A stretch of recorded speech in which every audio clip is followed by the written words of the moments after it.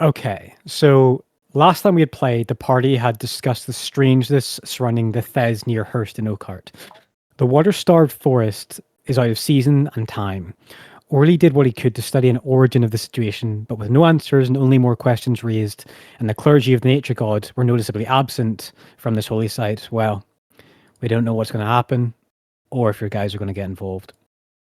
Awaking from a hangover, some of you, and others with a clear mind lacking of pain, a trumpet sounded outside of your cottage dwelling, and it was Tame with a rented one-of-a-kind chapel-themed carriage to ride in style to the Nedland Soul Guard to register for the tournament.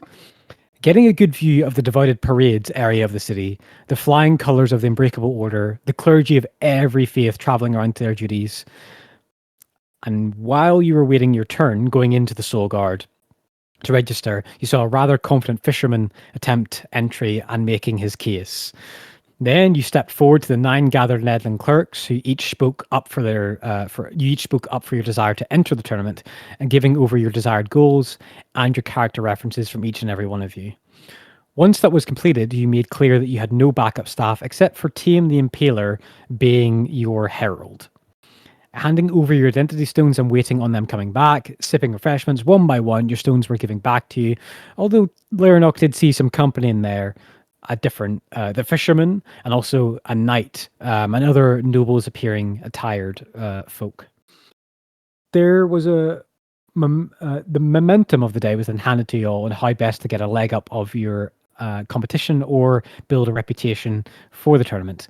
Teams suggested to gain entry into the Golden Veil club level of the 4 chance halls, a debauchery den of greed and coinage spilled at every possible chance to bet on.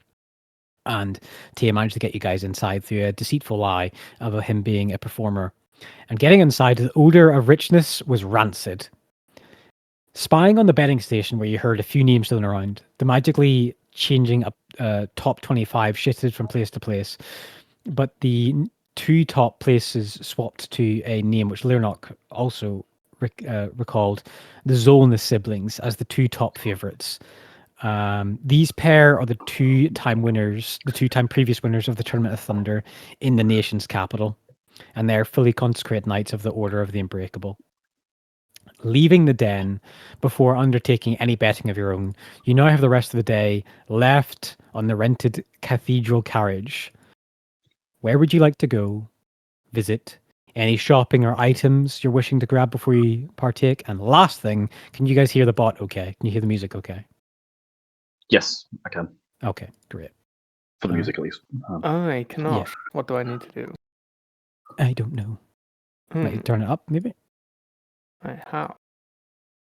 Okay, whatever, it's fine. All right. So you guys have left the 4 chance halls. Tame is like kind of going back to check where the carriage is. So you're left without Tame for a moment. You're in the obtainable market.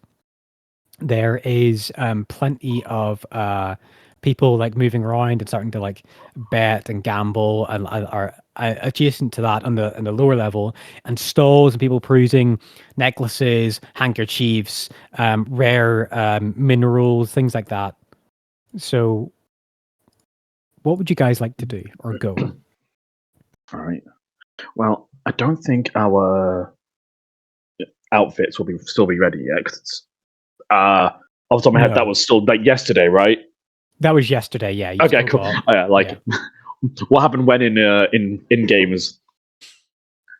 Not remembered the best. Okay, yeah. So yeah, I think even with our rush order, that's still not ready. I can't know where desperately we need to go, and we've still got to look at the calendar. We are. I don't remember. We are on the 16th, right? 16th, yeah, about midday, 1 o'clock. We still got like. I was going to say a week, but that's different in one game. We still got like 7 days before we actually need to be anywhere. So, yeah, is there anywhere the rest of the party wants to go? Really, Well, since we have a lot of time, and out of character, I wasn't here for just looking at the roll 20. There's a line route out southeast of Oakhart for Orly's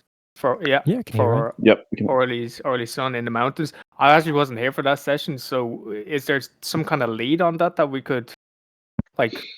No, we could. That would. I think we need to look. I mean, as far as I'm aware, that was still just Hearst of the Wilds, which we do need to explore. So, need to investigate further at some point. That I think was a note from when Hendrik had that dominating vision from Tyr when he asked to see where Orly Sun was. So that's like a couple, like when he saw a vision was a long time ago now. Yeah, it could have been any fucking. Well, not a long time, but like over a week ago now. Gotcha. Okay, that was from the vision. Okay, that's completely fine. I thought it was new information, and I just wasn't here for it. Yeah, we don't really have a lot then, do we? The Hearst and our suits. With the Hearst, I don't know. Maybe Thoric wants to go to the Bahamut repository. Introduce himself there. Yeah, it'd be good to tie in. I don't think I have a huge amount of things to do there, but just tying in will be good. No, but it'll be good to get your name there as well, or get your name known in that repository as well. Yeah, I guess again, if you want to get your reputation up, you kind of just have to go around and be seen, and especially in important locations like that, it could be good. But fair. No, you make a valid point. Mm-hmm. I mean, your station is a bulwark of Bahamut, and you've been doing stuff to protect Bahamut for years before you left for Rakmir and linked up with this party. What you know about the Western Repository is it's a university campus. It's like legislative study, hypothesis center, a archival collective of many different goings on around the area. Is that part of the university in town? It's a university campus, yeah. Christ! As well as a library. Oh, this is just a uni city. Oh my God, we are literally. Well, I was going to say no, we're not really in Coventry because Coventry is nowhere near rich enough to be here. It's Exar. We're in Exar. And is there anything else anyone wants to go? Like, at some point in the week, I'll probably make a visit to Charity Gardens of Baldray. But it doesn't have to be immediately. Yeah, so if I remember, we're just outside Four Chance Halls, aren't we? Yeah. I mean, it's specific to Hendrik, but there's still the whereabouts of Maldum Thrennick. And his speaking with that gentleman, previous work colleague, Inquisitor Arthur Tramar or Trianar.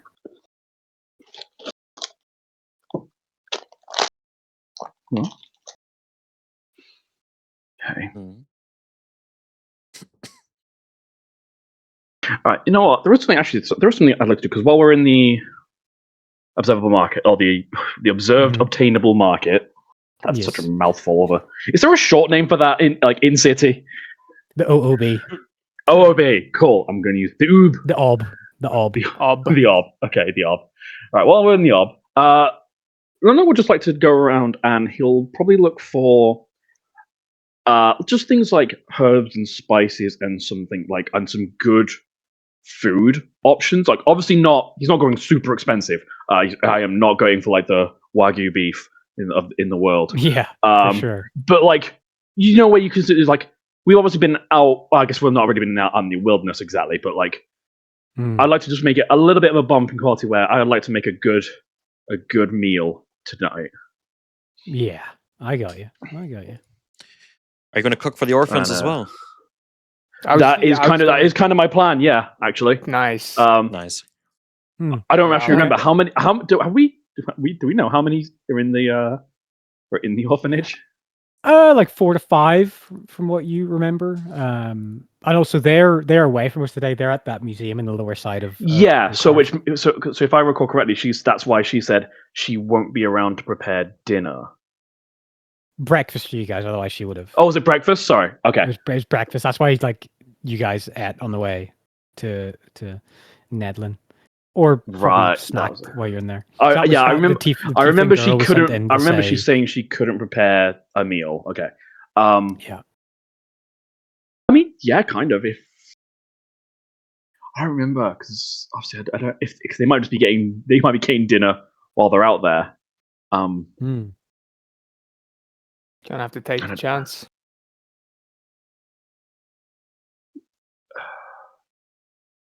Holiday. Yeah, what I'll do is I'll get portions to like ready to make a meal for everyone. But I won't necessarily start it immediately. So that way, if we do come back as an example and they're already there prepping, then happy days. Then I can do it another night. But I'd like to at least have the stock, like the portions, the food, and the stuff ready for it. Sure. So you spend a little bit of time going around and like perusing a few market stalls of like cutlets of meat, certain choices of like a butcher stores of like what are you looking for? Like, do you want this kind of rare hump of basilisk, or do you want like there's a lot of nomenclature of spice names that make them sound a lot fancier than what they actually are. But you got a good rapport because you being a demi-angel, people are not really going to try and swindle you very often. So you get like a pretty fair, respectable amount of service, and unless that kind of badgersome of like trying to people undercut you on price. Spend 7 gold for me, and you can get all the materials. That's just the food, but if you want to get spices, that's a little bit on top as well. I would like to get again, and I don't need to go like super expensive spices because I remember again. Yeah. Spices are very well. They can go very expensive here because they're like high, yeah. I'd just like it to be good. Like, it doesn't have Decent to be. enough?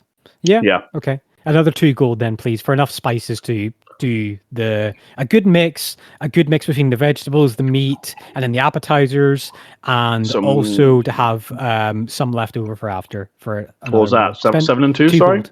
7 and 2, so 9 gold. You know what, Scott? I'll just go 10 because it keeps my numbers in my gold account nice and in intervals of 5. Yeah. I mean, you do there is spices like worth 25 for like for about like, I don't know, about 30 grams of seasoning. And then there's some that are like a big like jar of seasoning for like 400 gold. You know, okay, it's like a case. That's a future purchase maybe. I don't quite have that amount. You want to buy that and then get it transported in your bag of holding to your bastion. To the bastion. Good meals. Yeah. Exactly. That's the plan for later on. 400 gold, little rich from my blood at the moment, and my coin purse there as well. Yeah, this place ain't cheap. It ain't cheap at all. Okay. By this point, Tim has managed to work out where the carriage is parked, and he's came back, and he walks over, looking at the kind of coalesced crowd of the 5 of you. Well, the carriage is coming around. Should I plan ahead of a destination to give instruction to the driver, or are we staying here?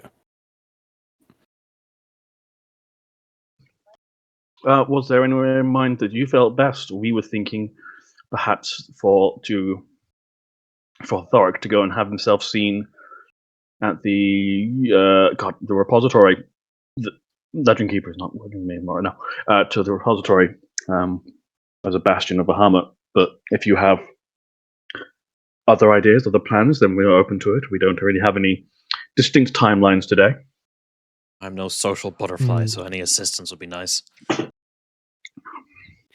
Well, we've got an idea of the competition. As we discussed, going outside to the belt, we could at least be seen with great importance with this carriage rolling around and get a public eye of ourselves there. There's large walls around the repository and a lot of people with their faces in books. So I'm not sure. Well, you're the Bahamut faithful, but maybe unless you gave a lecture there, I'm not sure exactly what you plan on doing besides walking around some halls of a lot of scrolls and books. And like, do you know a teacher there that could, I don't know, set you up on a... I'm not really sure. I mean, you said this is the first time you've been here, and it's been some time for me. I have an idea for the starting story of my performance. But bar that, the day and the courage is yours as it sees fit. That's right. I'd forgotten when he floated the idea of going out in the belt and being seen Yeah. out there, didn't he? Last session. We're on date. Yeah. He's rented this thing 2 days in a row now, Cypher, has he? No, just Just today. this is, I no, think. just one day. Just today, he's got it. He cannot afford. I don't think. Okay. I don't think he can afford it a second day. No, not with Okay, that yeah, okay, amount of money. We're still on the same day as last session, are we? Yeah. Yes, we yeah, are. Yeah. Ah, gotcha. Okay, I need to get better at this. But yeah. Yes. If you being seen around the belt would also make I think. I imagine a great many of the spectators will also likely be from everywhere around the city, including the belt would be my guess. Do you know? Yeah. Yes, there'll be a unfortunately, large crowd. Obviously, at the starting of whatever ceremony, when we find out, it'll probably be the actual members and family members of Entries. But when the challenges, there will be people from all around the city. Some given letters of surprise that they are allowed to enter. Some other paying for tickets or certain viewing platforms. Or as I will be offered a chance to spectate, although probably not getting the best chairs, since you're all rather unknowns in the competition. But yes, there'll be quite a crowd at nearly all, I imagine, except for the most intimate, probably challenges. Then yes, that we can go get a better look and see what's going on outside the wall. Yep, I'm down. Okay, I'll inform the driver, and he goes back to the wagon, and the doors open up. The whole fold-out limousine thing opens up, and you guys all get in. You start to feel that there is a slight drizzle in the sky above. There's a little bit of a soft kind of on the carriage roof. It'll pass, it'll come and go as the day goes on. And there is well, yeah. I mean, what do you guys? Are you guys got a plan before you get outside the belt? Have you got an idea of jumping out the carriage and be like, look at us, we're here to win, we're here to get your favor, or are you just going around for a sightseeing tour and kind of waving out the carriage? Yeah, That we are kind of up to Thoric, really. Depends on what kind of reputation he wants. This group is quite reserved, so I think any that, attempt to kind of trying to flaunt and be over dramatic is probably we're not going to be very successful. But what do we say Go. about going out there and trying to feed the hungry? yeah, absolutely. I think that's really. I think myself and Lernok were really keen on that idea earlier today when Tame first mentioned the belt. But I would certainly be happy to assist with this. It will give you a reputation among those people, though it may unfortunately the more noble houses be the reputation that they prefer may be different than what this one will create, but I believe this is for the best. I think we also collectively lack the gift of socialite charm. So perhaps gaining the people's following is probably the easiest and best way to get any kind of following for this tournament. Perhaps. Tame, what do you think? It's a good idea. We'll need to stop by a bakery or some kind of warehouse of supplies. There's actually a rather large trunk in the back of the carriage, which can heft a lot of goods, fresh baked, or more long term if we need to. It's not conventional because usually the competition would be trying to rub shoulders and gain promises and favors within their own noble hierarchy. But getting a reputation with the, shall we say, the more numerous of the audience, well, it could lead to some good chanting and ideas. And then with me rolling in the tales I have to spin about you all, it could actually be quite beneficial. Yeah, it would It's certainly not, make it. it would work. So- It could work, it would- definitely. It would certainly be something that stands out. As you said, if most of the competitors are creating a reputation among the same crowd, then they stand out less than someone with a very different reputation. Exactly. Do we actually? Yes. But I must say, though, if this is arguably, potentially, one of the wealthier cities, do we even know if there are a large number of hungry? As far as I'm aware, and now this is not my remit or my expertise, but the belt, when you compare it to other places on the edges of a large city, do rather well. I think most people are employed and have good standing. Although I think to afford lodgings within the city walls is still quite expensive, but it is not unknown for someone to save for quite some time to then purchase a residence inside the city walls from a working man's salary. So we'll probably find a few spots, but maybe less than tossing loaves of bread to people in rags. It would be more so of setting up a stall and having a pantry for people to pick from of some fine goods, rather than the most basic baked breads of the day. So if that were the case, we might Okay. need to pay a decent amount of copper, or even gold in this case, to actually get people noticeably wanting to come and give in to charity. I mean, I do not necessarily mind the idea of covering some of the costs for feeding the people myself, but Well, I don't have it's- anything left, so it's all of your spendings. that's fine. I believe we have enough to cover at least today's feeding. We like I said, could it's just- we could. I know we're fully capable of cooking food ourselves, but we could probably try and see if we could hire not the most expensive kind of chef or cook, but somebody who would be able to bring some uniqueness, perhaps to the food that we supply, and at least it's noteworthy and not, like Tame said, just handing loaves of bread out. pardon me. Recruit a chef and put on an impromptu open kitchen. Again, Pretty different to the carriage, but it would obviously be employing a decent enough chef, and then the assistants to put on something that would attract enough attention. Also, a crowd would start to form. Both are actually quite different but amazing ideas than what I had envisioned for today. So either or could work reasonably We well. wouldn't even need to hire a chef. We have one.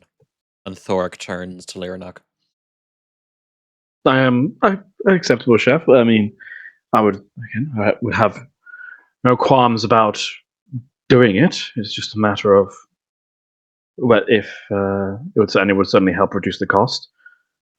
Yeah, absolutely. But there is one thing, which is there is only so much that one cook can do. If you are looking to feed numerous people, that there will be a limit on the speed at which it can be done. Well, I'm happy. I'm happy to help. I could shadow you for a brief time, see how it's done. I guess.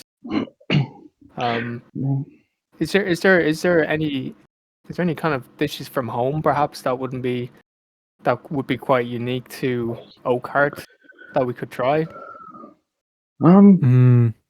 Yeah, there would be kind of griffin egg would be a delicacy for the high class. Griffin like eggs over easy. There'd be also like all the rare fish that's caught out within the Azure, not the Azure Sea. So fish is something that's very common here.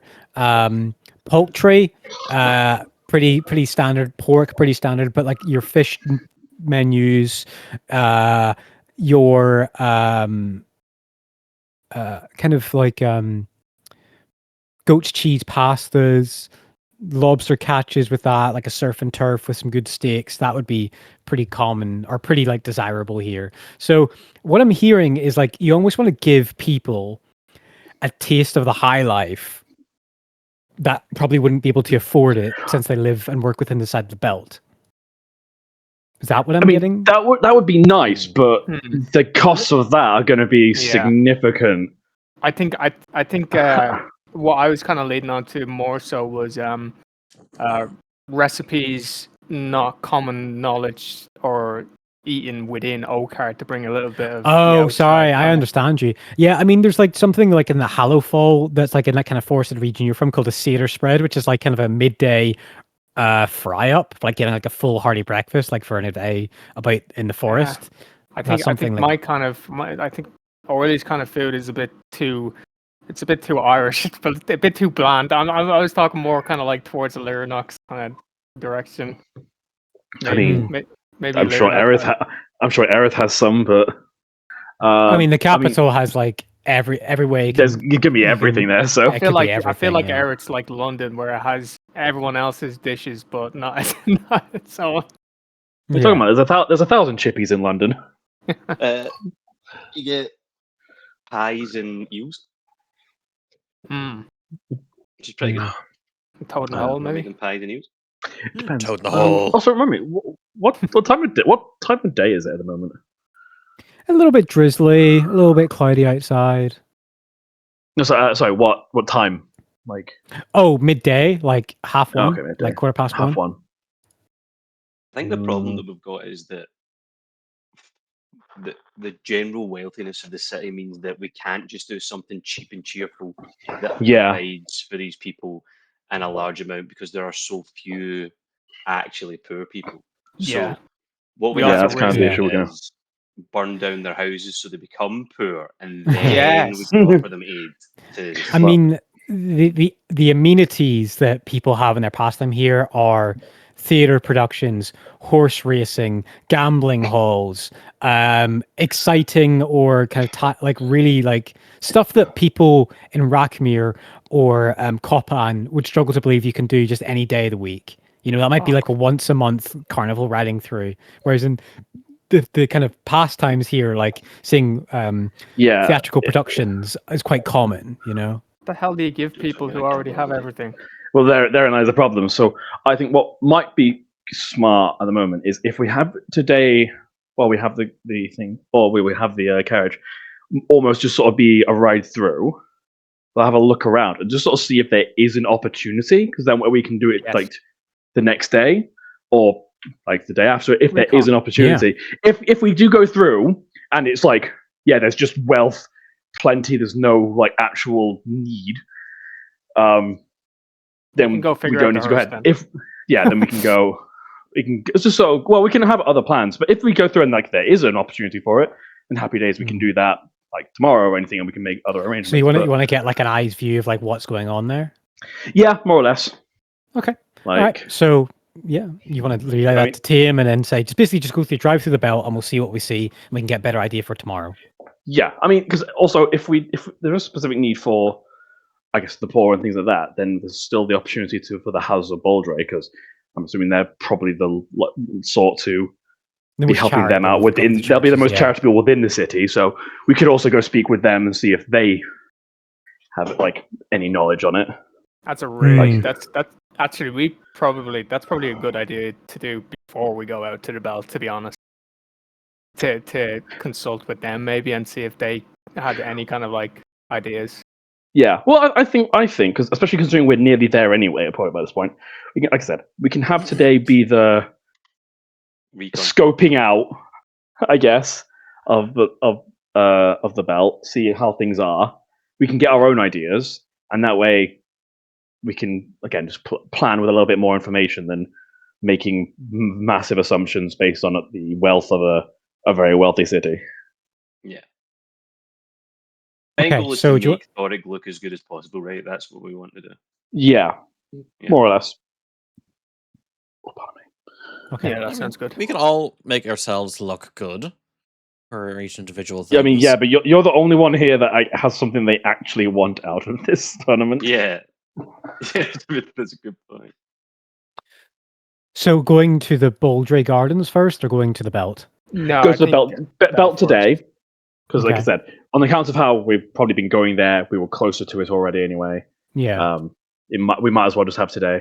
And because the fact is, if we did go out there and set something up, we are still effectively just having the carriage sit there for the rest of the day. Yeah. Okay. All right. You roll out of the devoted parades into that like huge 60, 70 foot thick walled tunnel out into the side of the belt.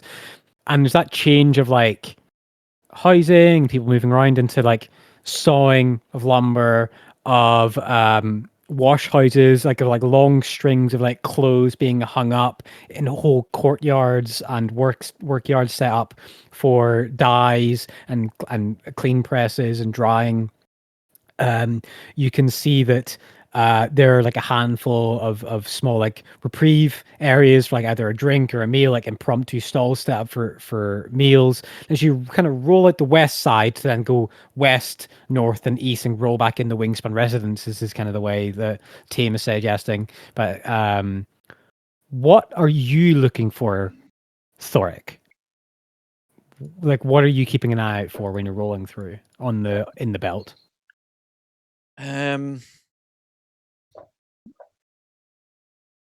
Being the man he is, he's looking for any kind of, when I say injustices, I mean more like if there's some guy trying to rob someone, if there's a bunch of lads who are being assholes to people who can't really defend themselves, things like that. That would be the first thing Sure. his mind would go for. Sure. Make a perception check. Perception check. Okay. First roll of the game. 17. 17. As you pass through and look out of your carriage, you see a few people like the carriage is inscribed with all 12 deities and basic scripture of all of the 12 churches. So people like there's a noticeable glare and like, oh, that's fancy, that's regal, that's important. And there's kind of some waves at you, like children more especially. And as you look out across the town looking for injustices, looking for transgressions, you see a working lower income in the middle of the town. You see yards, you see basic stores of goods like commerce and general goods stores, and you also see a good amount of presents from the brass shields. And as much as they are decked up and outfitted within the inside of Oakheart, they are much so as well keeping a present eye and having their scrolls of binding upgraded armaments as they are on foot patrols, usually a pair in and around or standing at certain places within like Y junctions of roads and meeting places. So you don't see any obvious crime. You don't see anything you feel like you need to leap out the carriage for. And you're actually kind of, I guess, how does Thoric take that? Like, are you reassured? Are you worried? Are you a little bit upset? Oh, like, well, you don't have anything to leap out at? Well, he's glad that, people seem fine, but he's trying to find a way to put his skill sets on display. Yeah. So with this kind of being a kind of a no-show kind of situation, he's trying to figure out what else he could do. Yeah. Unless there's is there like a youth sort of boxing club he can go to show his face at and help train the kids for a little publicity or anything? The Muhammad Ali approach. There would probably be definitely like the if you're looking for like people who would be getting trained to fight, the Order of the Unbreakable definitely have rousing yards for young new recruits inside the devoted parades, inside their twin castles. But out here, you don't really see that.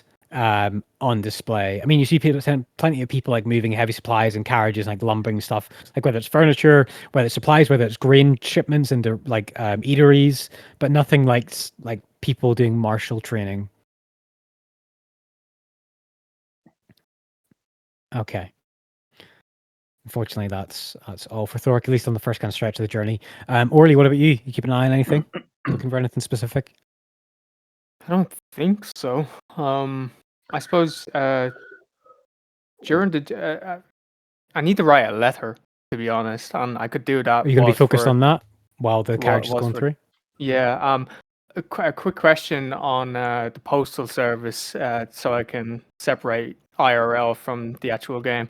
How is sending money in the in this plane of his existence? Is it advisable? You would deposit your money into a Bank of Mina, into a vault, and then the other person would be able to collect or be notified from their local one and be able to deposit that. Why can't we do that in real life? Okay. I'm sorry, I just got to take a moment for that. Why can't we? You should go and tell like the UK and Ireland to do that to the post. Yeah, so you would go in and be like, this money is for this branch, for this name, this person, and then they would be able to take that money off you and then relate to that branch. Like you might expect someone the next week to come and to take this money. Fantastic! I love it. I want to move into D&D.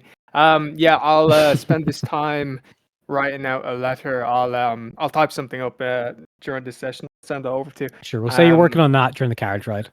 Yeah, exactly. And where do I have to? Whenever I get a chance, then I will just stop off at a bank if I can. Bank of Mina. You would be going to the bank. You would be going to the vault of Deceit entrance, which is where the Mina hold. Going to the central bank. Yeah. Is it next fucking door to the Grand Hold of the Golden Veil? You know it is. God, it's fine. Pretentious bastards. I can do that. I can do that solo later on this evening. For now, I'll focus on writing a letter whilst we're traveling. Great. Lyrnock, what about you? Lyrnock, he's obviously on the lookout for if there is signs of people being like hungry, not just like I'm a bit peckish. I could use a snack, but he's not really. To be perfectly honest, he's not really expecting to see any. Just again because of the sheer wealth of this city, like you said. Even the relatively less well-off people here are probably like decent levels above what we would call hungry. But the one thing he's actually mostly looking at for is, holy shit, this area's changed. Yeah. I mean, there's probably double the amount of houses from the last time you were here, and people were like dressed a lot better than last time you were here. Yeah, he's doing that. He's doing the old man thing where it's like, oh yeah, I remember when that used to be a library, and this used to all be fields and farms. Oh god, that absolutely, fucking line. Absolutely. Fucking Tala. Yeah, so you're is basically that. Like you're looking across like, oh, that used to be a windmill and like a grain storage, and now it's like a whole like extra wing of the belt, which is just like houses and houses and houses. And you're just doing that over and over of like, God, this place is growing up, and the houses are getting taller and taller, and wider and stretched out. And I was here really before the Industrial Revolution. Yeah, I remember when we were farmers first and foremost. It's every father going through a fucking suburb. Yeah, that's basically that's pretty much what he's doing. He's literally going through, and like I said, he's still on the lookout for if there is anything, but he's not really expecting to see any. But like he's mostly just going through, like. He's actually probably getting a little bit lost down memory lane. Like he spent, even though he probably spent most of his time in the city, like with more closely towards the center, because obviously Twin Castle and Unbreakable. I imagine he would have come out sometimes, and you spend that length of that amount of time in a city in a place. You are gonna he's gonna reminisce a bit and just many years ago now. Cypher, please tell me that in this city there is actually a lane called Memory Lane filled with diviners that help people remember things. Why not? All right. Hendrik, what about you when you're in the carriage with your company, with your companions? What are you looking out for? or just taking the nice easy ride just honestly, through. yeah, I'm waiting for the days to pass so that we can go on. I'm fine being just in the background for this. They have their own plans. Okay. Torkel, what about you? I think that Torko is probably taking an alternative approach to trying to achieve the same goal. So instead of looking at the people to see if they're hungry or to look if there's anywhere that I could assist them directly, I want to be looking at the buildings if we're going through residential areas or even if we're going past like small businesses and stuff like that to see if there's any buildings that are dilapidated or could use a touch up, or if there's anything there that you could potentially be like, well, why don't we go to this street and help these people? Just like repaint fences or assist with Yeah. like cleaning up gardens or a little bit of masonry needs done or something like that. Yeah, absolutely. Can you roll me either perception check or roll me a perception check or one of your stone Yeah. or one of your toolkits? Up to you. I'm going to run perception check because my toolkits are Smith's tools and calligrapher supplies. Oh, okay, cool. Hold on. Let me. 6. That's fine. No. Okay, so you're like looking across and you're like scaffolding on that apartment structure, that collection of roofs, and you can see Ministry of Masterworks employees like touching up a roof and retiling a roof, and you look towards like a new sewer getting put in very similarly by Ministry of Masterworks, and you're just like, damn, like this place is investing in the poor. Like they are taking care of the infrastructure, the balkanization, not the balkanization, but the bulk growth of the belt that is constantly like there's tons of buildings still getting built. There's tons of space still being cleared by like horses with big blades or larger beasts of burden, like clearing spaces for fields to be turned into housing. There are massive lumber yards of collection of logs and cuts being delivered to these yards for the purpose of houses being built. And you see that kind of classic look of like houses where they're just like a shell and there's no walls put up, but just like that shell for like the first floor. What you do see on the western side as you're passing through, you do see a familiar sign, a familiar iconography to you. You do see a building marked on one of the street you're kind of coming up on the right hand side of the Vardian Chronicle print house. Yeah.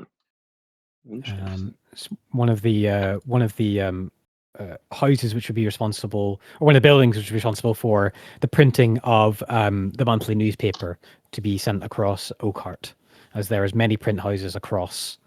So yeah, that's what you see. You can see there's it's quite a large structure, like to build enough parts to have enough income.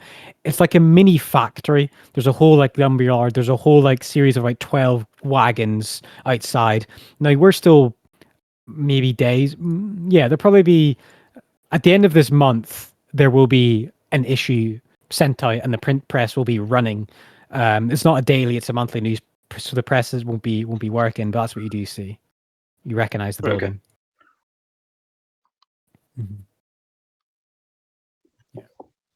Okay, so you pass by through. Then you see a handful of not miniature, but precinct houses outside in the other belt. Brass shields going in and out. You see a sign for the People's Race Course up towards the northwest edge of the belt. And as you kind of come through, then it changes more into kind of that expansive farmland, grain, wheat, orchards, a few vineyards here and there, but nowhere near as much as the expansive rack, which the entire countryside is dotted in it, and much so of breakwater. The people here are dressed in fashion and dressed in garments that a noble of Rakmir would be respected wearing. Like the people here have a higher standard quality of living. There's houses built to conform to dwarven, gnomish, human, dragonborn size. So it's not conformatory that way. And there's identity there is not this just stock lump building like the Ministry of Masterworks would do. There is actual thought put into the belt infrastructure to make it look pretty and make it look easy on the eye with actual planned out small little groves of trees or shrubs or little ponds people can walk by towards their houses on the way to work.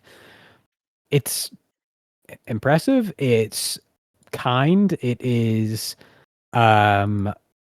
giving a great sense of the purpose who live here. Like they have a good standard of living, a good standard of housing, and good pay to afford luxuries that other people and other places would nary see once within their lifetime. And as the belt rolls and rolls, countryside dies away and starts to become more into houses. You can see some theatrical performances of like a few jugglers, fire spitters, and Tiamat kind of gives a nose up to it. Like, I remember busking my days out there, trying to earn a few coppers to afford a meal. And he kind of hops out and walks up to one of the performances and drops a few copper on one of the hats and gives a kind of like an approving look to one of them and then kind of gestures for the carriage to move on. And it's at this point that kind of you're taking that downturn back into the city wall, back into the Wingsprung residences, and that's what you see during your visit of the belt. And about an hour has passed in that kind of excursion out to the belt. And back in through the thick city walls, the houses grow larger, taller, and that kind of downslope into the Wingsprung residence from the high point of the hills of the wall. And where do you want to go now? All right, so we're probably looking at what, like 2 to 3 o'clock. Yeah, roughly around there. I understand we have it for the day, but is there a specific time that the carriage needs to be returned? By midnight. Back at the yard. Plenty of time then. Well, if there's nowhere else, then again we could perhaps visit like I said, the charity guardians, the repository, anywhere really. We've kind of got the whole day. Yeah. Okay. Yeah. Anyone else want to do that? Yeah, I'll accompany them if they're going. Yeah. Actually, sorry. I just remembered. If I recall right, we have to pay to get up to the Golden Strands gondola, or was that where we couldn't? Yeah, or we couldn't take the carriage. I remember there was something about that. You can't take a carriage up there, and you also have to pay to get up there. Yeah. Right, it's literally both of the two things I was wondering. That's fine. So I was thinking that would probably be yeah. Oops for him. I was one of the other guys joining. By accident, probably. I was because that would be a very good place for us to be seen riding around in this, but that's not an option. He misclicked. Yeah. No, don't worry about it. Happens all the time. I nearly do it all the time with when I'm doing it on my phone and etc. on the touchscreen. Yeah. Like I said, I think me and Ollie would like to go visit the charity gardens of Voldre. But again, there's not like we're in desperate need of it to do it right now. So if there's anything else, then I'm going to go do that with you too. Torkel, sure. You hear a voice in your head. Oh. You hear a familiar voice, someone you haven't seen in a week or two. Again, not panicked, not rushed, but just very like standard.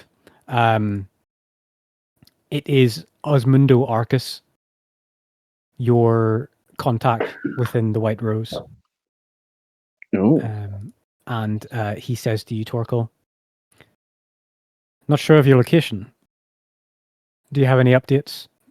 I have one for you. We should speak. Can you let me know whereabouts you are?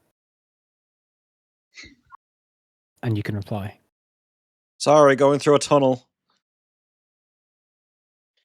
Do we have like message screening where it's like, oh, this guy's a scammer. Please don't respond.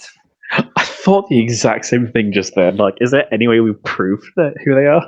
Yeah. I mean, sure, but like, make an Arcana check. Okay. We'll go well. I rolled a 2 in my last one. Arcana. Ask them to say the code word. 11.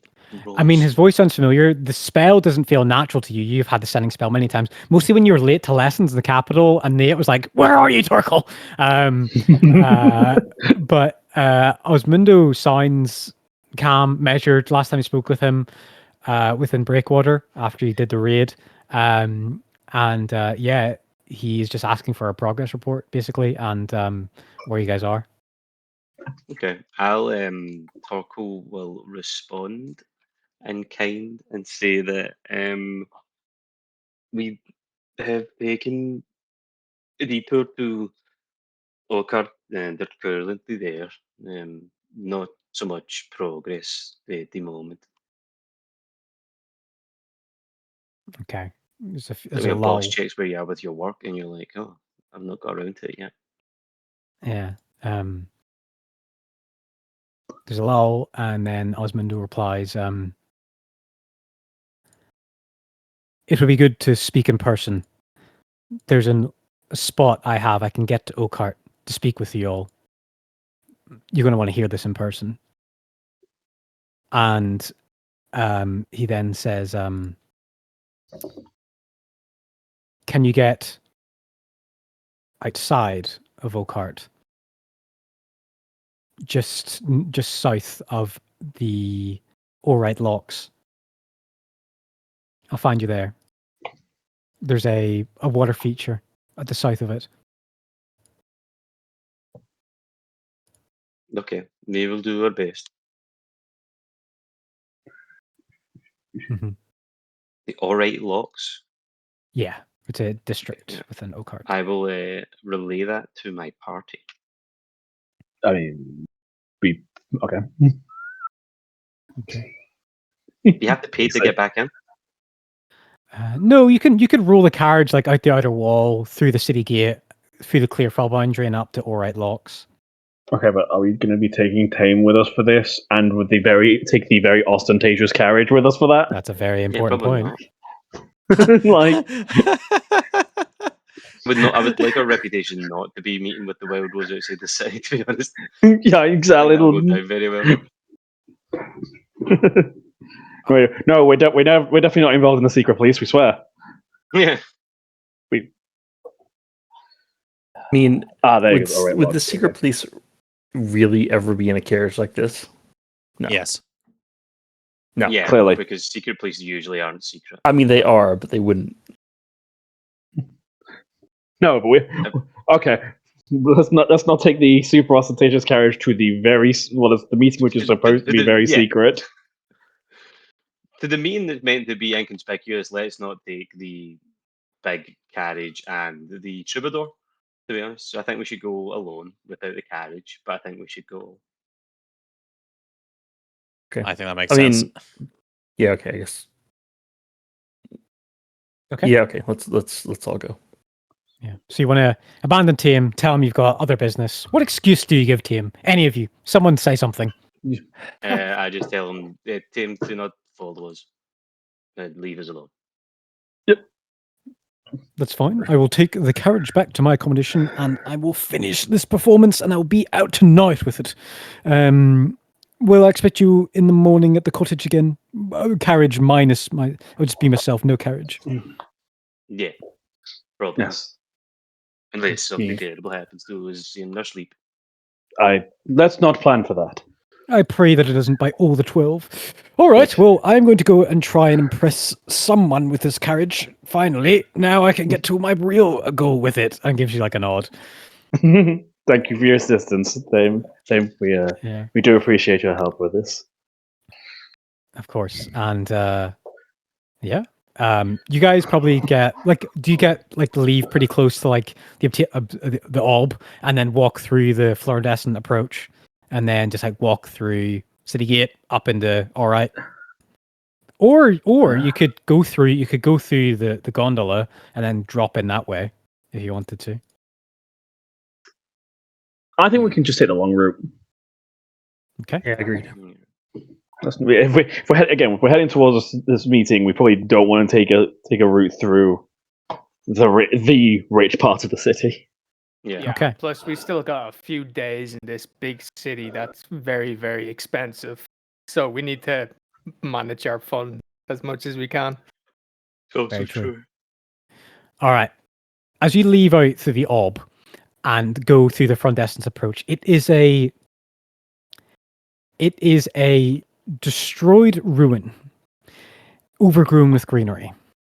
It is moss coated and ivy sunk, stone which has been split by weeds. But all throughout it are people taking etchings, people making notes, people studying the way the leaves have grown up in a certain destroyed grove. And as you are looking in and around the area, Torkel, can you give me Torkel and Hendrik, with your intelligence, can you give me an intelligence check, please? Either history or just regular intelligence. Everyone suits you. I'll roll my history. 24. 24. Very good. There's history. Natural What? 19. History or intelligence, whichever one you want. Wasn't sure if you're proficient in history or not. Oh, okay, I see. 16. All right. So, Hendrik, you're looking at all these ruins and you've passed by, you're 300 years old, you've passed by here before, and they don't look much and such different to what you remember, which your elven memory is near perfect, especially with your hat. Gesundheit. You, Torkel.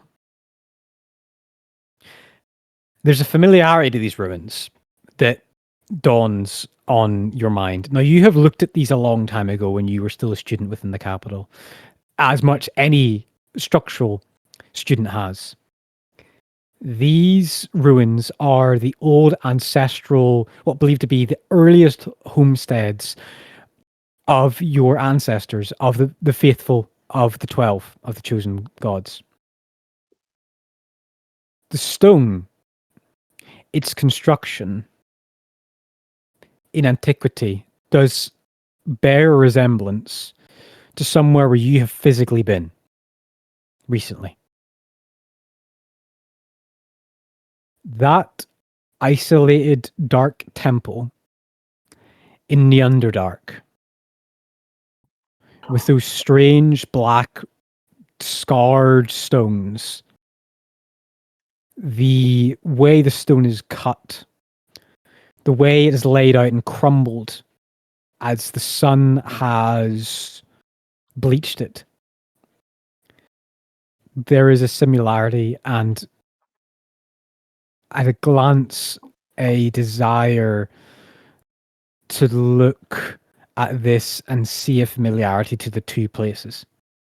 And that's what you see with the 24. Okay. But this is where we're doing the meeting, so we're going to be in these ruins. You're passing by these ruins. This is one of the other districts. You're passing by the front entrance approach where these ruins are, and then you're going through the city gate, through kind of like another area, and then up the Orite Lock. So looking across the river, there's a sloped hill, and you're going up towards that sloped hill, but you have to kind of come all the way around again.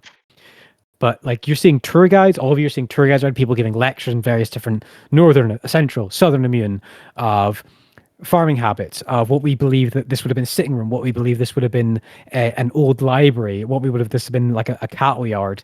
And you're looking at it and you're like, maybe, absolutely. You studied the same things, but it's similar to that stone. Is that the same place where you were saying there was that one tree that's similar to what was happening with the Earth? Different. That was a Sunless Citadel. I'm referring to the place where you fought the six-fingered man, and that kind of resurrected death warrior. That place. Yeah. Wait, where we touched the scroll? Where Orly touched the scroll and you bamfed to the Horned City, the City of Spines.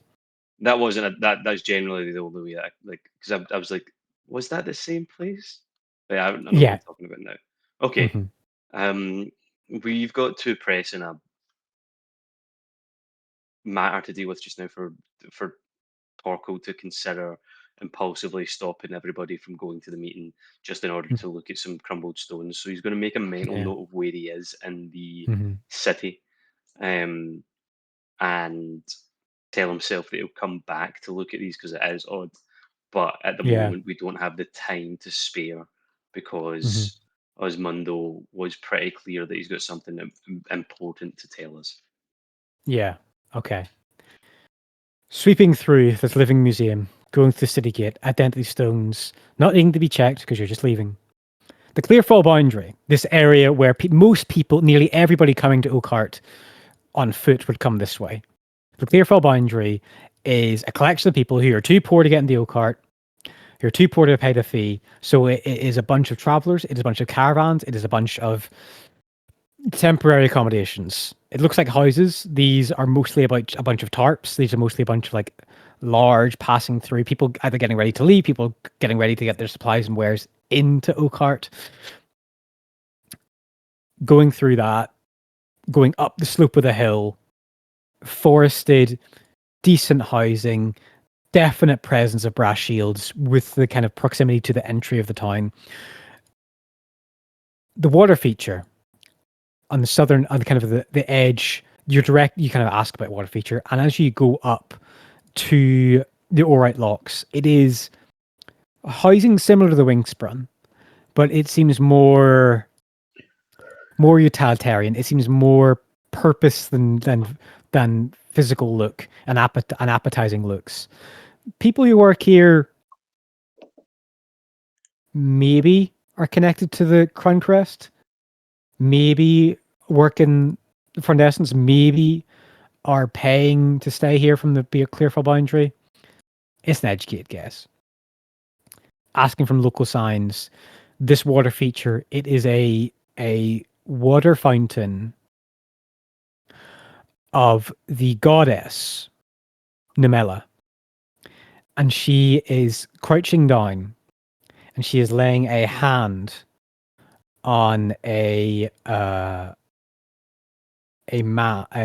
humanoid shape, and there is kind of the clear artistic representation of a spell being cast from her hand to bring some kind of like calming or easing onto this person. The hand doesn't even touch them, it's more like kind of hovering towards them, and it's that iconography of the goddess physically not above the mortal.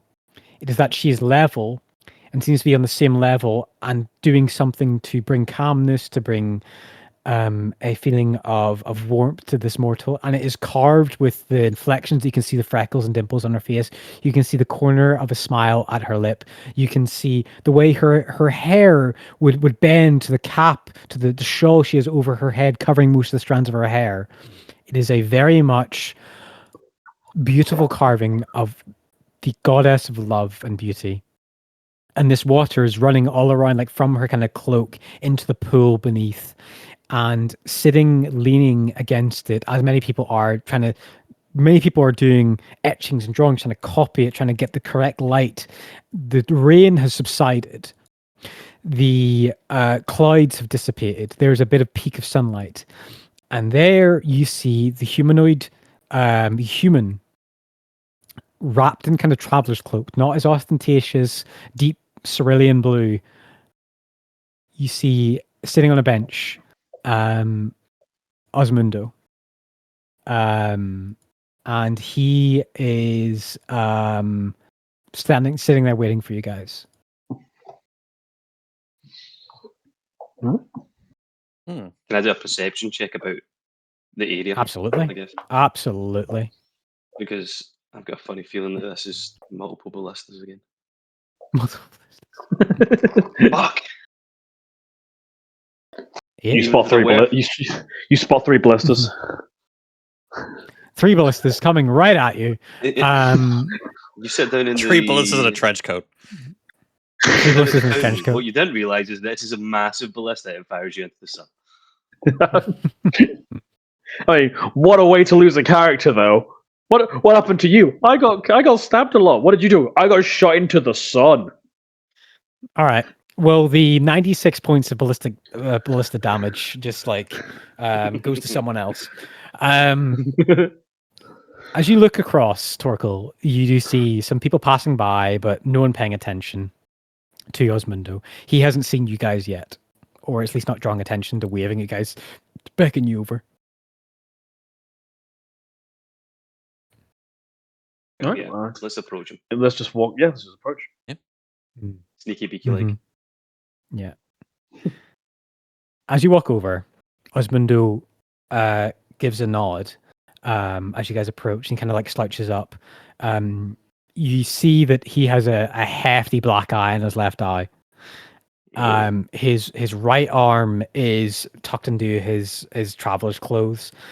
And there is the smell from your passive perception, Hendrik, Torkel, and Learnock, of healing ointments. That kind of pungent, kind of healing medicinal smell on him. Oh. Learnock is immediately concerned. Do you need some assistance? You seem quite hurt. I'm fine for the moment. It's going to take some time to heal all the injuries, but what happened? The apothecary. Well, that's what I wanted to speak to you about. Despite my appearance, I have rather good news. Kind of looks around. Talking in public is sometimes actually the best way of facilitating this. But let's speak somewhere a bit more quietly. Kind of looks towards a small sitting area in a private garden. Well, not private, but like a small garden connected to the fountain about 30 feet away, where there's enough chairs and tables and stone plinths where you guys can all sit around and talk. And he kind of he stands up and you all hear a click in his leg, and he tenses with his teeth, and he limps towards it.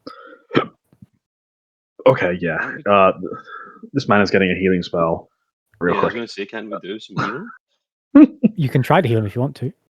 I mean, yeah, I don't know. Seeing someone clearly still in pain, you still seem hurt, and I understand it can take some time, but you seem in pain. It's just a repercussion of resurrection. Oh, dear me. Oh, then Something bad has happened. I mean, arguably the resurrection is good, but what leads to it is usually a bad thing. Yeah. I'll explain. All right, and you all kind of sit down, and there's that huddle. Yeah, I think at this point, Leonard would also like to make if it's okay, perception check. Yeah, now that he specifically said no, let's go speak somewhere quiet. Then cause before this was we'll meet up in public. But now he's specifically asking for private. He's gonna. I'd like to get a read whilst Learnock is looking around. Make an insight check. Thank you. Check on him. I mean, I can't complain of that roll. 16. General peoples of public passing around. Orly, it's a guy clearly. It's a guy who has still got that. Not kind of grandiose, confident a caster which you saw, but is got a different face on of being conciliatory, but also prideful. Okay. Oh, good. Pride runs deep. Right. Okay. But first, at least, please let me at least do something to help you with your pain. I understand it's a consequence, but I think I can at least do something to help and ease it. Do what you wish. Cool. I'm gonna put a second level cure wounds into him. Okay. Yeah. I don't know if you want. Yeah. Yeah. It definitely makes it more tangible for the benefit on him. All right. Yeah, he feels that you see a bit more color return to his cheek. Okay. Last I spoke with you, I was talking of sending a secondary team just before we went into the meeting with the Archilid. And when you gave me the location of that circle, this entity, this six-fingered man wanted to use.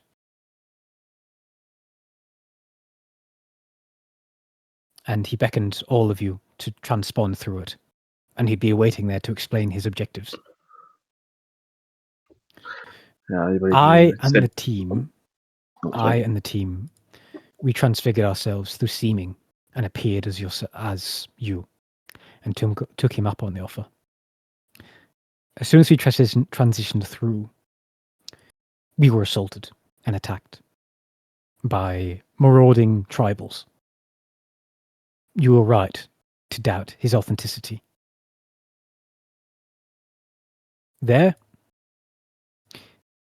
we spent a day or so constantly in and out of melees with tribals, with some renowned constitution and ability to fight in these tunnels. We were underground for most of it.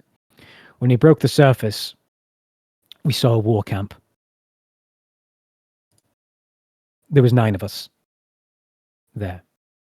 Some we stayed hidden until the casting of the teleportation circle was active, so we were actually more numbered than they thought.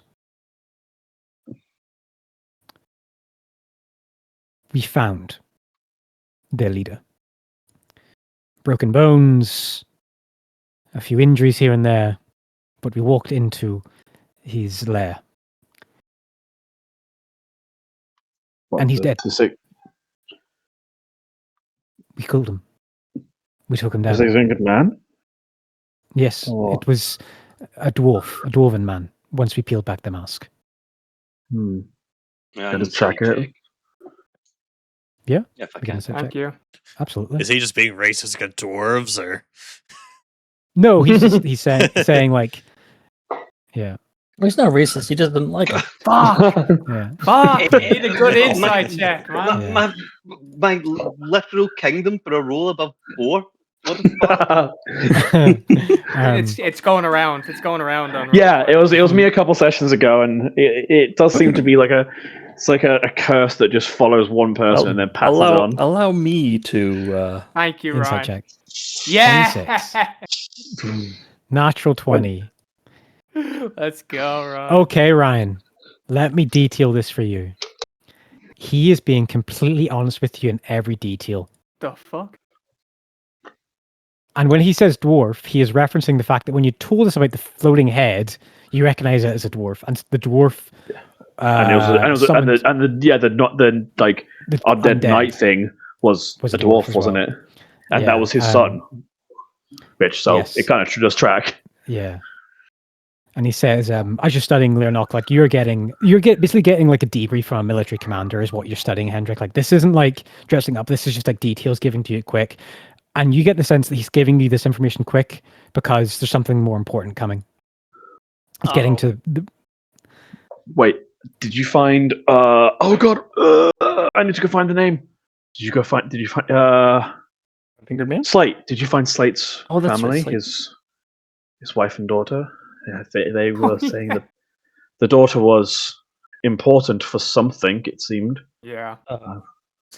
Reincarnation thing? Reincarnation, sacrifice / thing. Yeah, it's always something.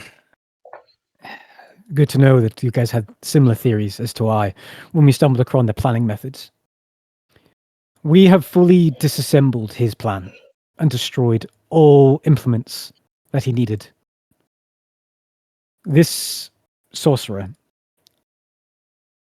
the timeline was, decades ago, he slain and killed tribal leaders and absorbing them into one collected horde. From there, he went about tracing the lineage of each of the 10 knights that served in that day that Heliza battled against the Umbral King. Once he had done, all living relatives he brought to them and presented them a choice to help him. Some were beaten in submission, some were bribed, some just didn't know what to make of this. And his deceit and lies to get them to that point was quite evident. The plan was to use the blood magic of all the living all the living family members still alive to link them to abyssal rods and make the wall malfunction through a blood ritual. Bring down the wall and, I presume, resume an invasion using that gathered tribe. Exactly, that was his plan. But the rods were destroyed. By the time we had worn him down to a state to launch the assault, 2 of our members had already died. So we were down to 7. With no chance of bringing them back. Anyway, we continued on. We did find where Slate and his wife are, as well as all of the other family members he needed used for the ritual. He had parlayed with another regional power for their protection and safeguarding. You see, the tribes, despite being godless and reverent to dark powers, they still had wealth. And the wealth that they took of travelers and raids, the agreement and bartering we can able to understand was that all of that was surrendered to Bar Razir. And Bar Razir, for that payment, was expected to safeguard these 10 or so family lines. So we now know that they are still within her residence. Yes, but technically speaking, she has not broken her deal, to my understanding. Exactly. Although she is protecting them, she has not herself attacking or enabling. It is enabling them, but technically the deal stands. That draconid intelligence saw through how we would react, and she has armored herself well with whatever deal she struck with this 6-fingered man. So we now know where they are, and we have destroyed the abyssal rods. We have destroyed any lieutenant, any leadership, and spread and cast aside these hordes that he had command and sway over. I don't wish to cast any doubt on the abilities, but are we sure this seems... He sounded, from what we sound like, he had this planned for many years. Actions and obfuscated and hidden behind layers and layers. People around in high areas and high stations. To invite us still, so somewhere to able to just even potentially risk and damage his plans seems too obvious, I guess. Absolutely. Not only that, you say he's dead. How certain? I mean, with what can be done with necromancy and the like. Yeah, not to diminish your skills or your efforts, but every time we were anywhere close to this man, this dwarf, it seemed like every exit and escape and retreat was planned for. And to be fair, you being here means that death isn't the end. That's the next part of it. The fight was not going well against him. Not well at all. There was constant hordes and waves coming in to his tunnels, into his laboratory, study, whatever you want to call it. And we were wasting fast resources of potions, of spells, of our own bodies to try and bring him down. But just when the momentum shifted and he started to take hits and his men started to lose, It's when it happened. All that power he had, all those boons, all those gifts. There was a crack like thunder and a admonishment in a language I don't understand from some unsourceless voice as he cowered in fear, and all the powers he had to beckon and call were completely rescinded. Damn. Hmm.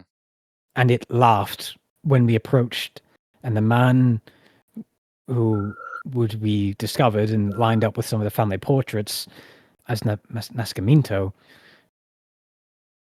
he had nothing to defend himself.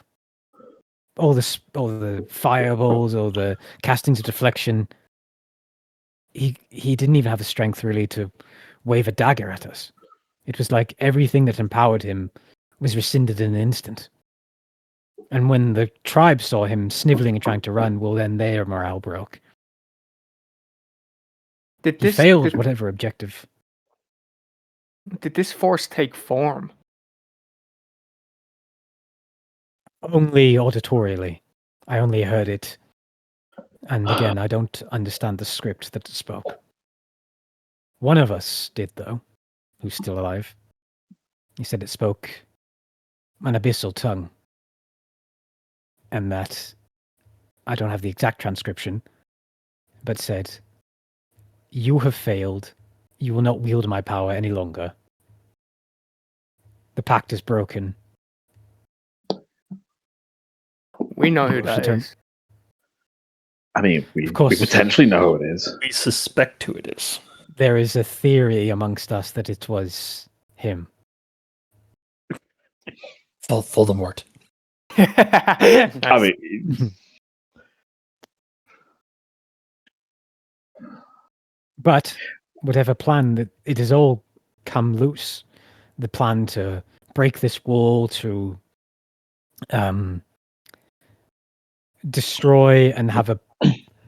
Because the notes that I studied, which cost me my life and I had to be revived from it because of his trapped notes. So be careful in future. A killing curse. I believe that is a lesson we've learned in the past regarding being careful. I was a with bit things. keen on trying to discover his plans. Anyway, this magic, this ritual to break the wall, the only way it would have been broken was to kill the other family lineages. So you would have had to end Slate's family to break it, to bring the wall back up. But you said they. So they do we were, know uh, where? there was- Do we know where they are right now? Slate's family. As far as they would still be with Barazia. Oh right, sorry. Okay, I Mm. misunderstood. I thought that he was protecting, like, the tribes. No, it's the families, the people that he's protecting. Is it? Yes. They Okay. were only them. Only the families were given to Barazia to safeguard, and for that she was lauded with all the treasure the hordes could give over.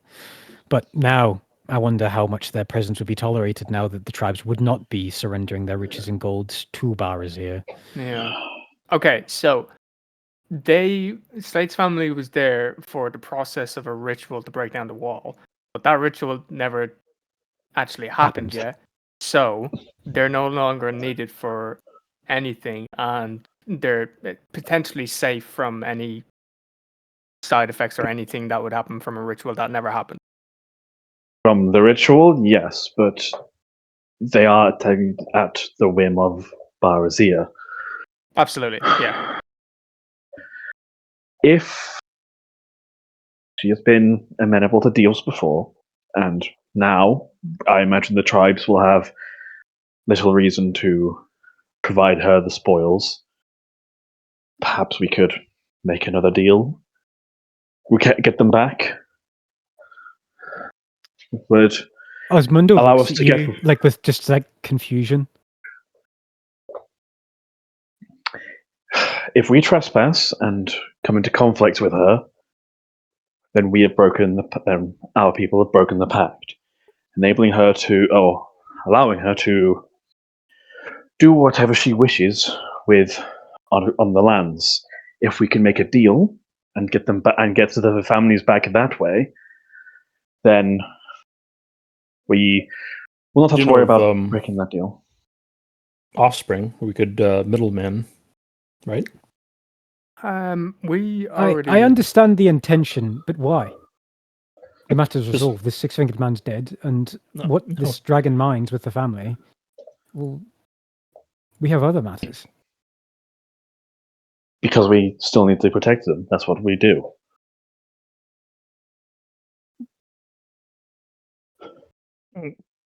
We're not leaving innocent people to get eaten by a dragon. Barazir, as far as I'm aware, doesn't eat people. But That's even Perhaps worse. not.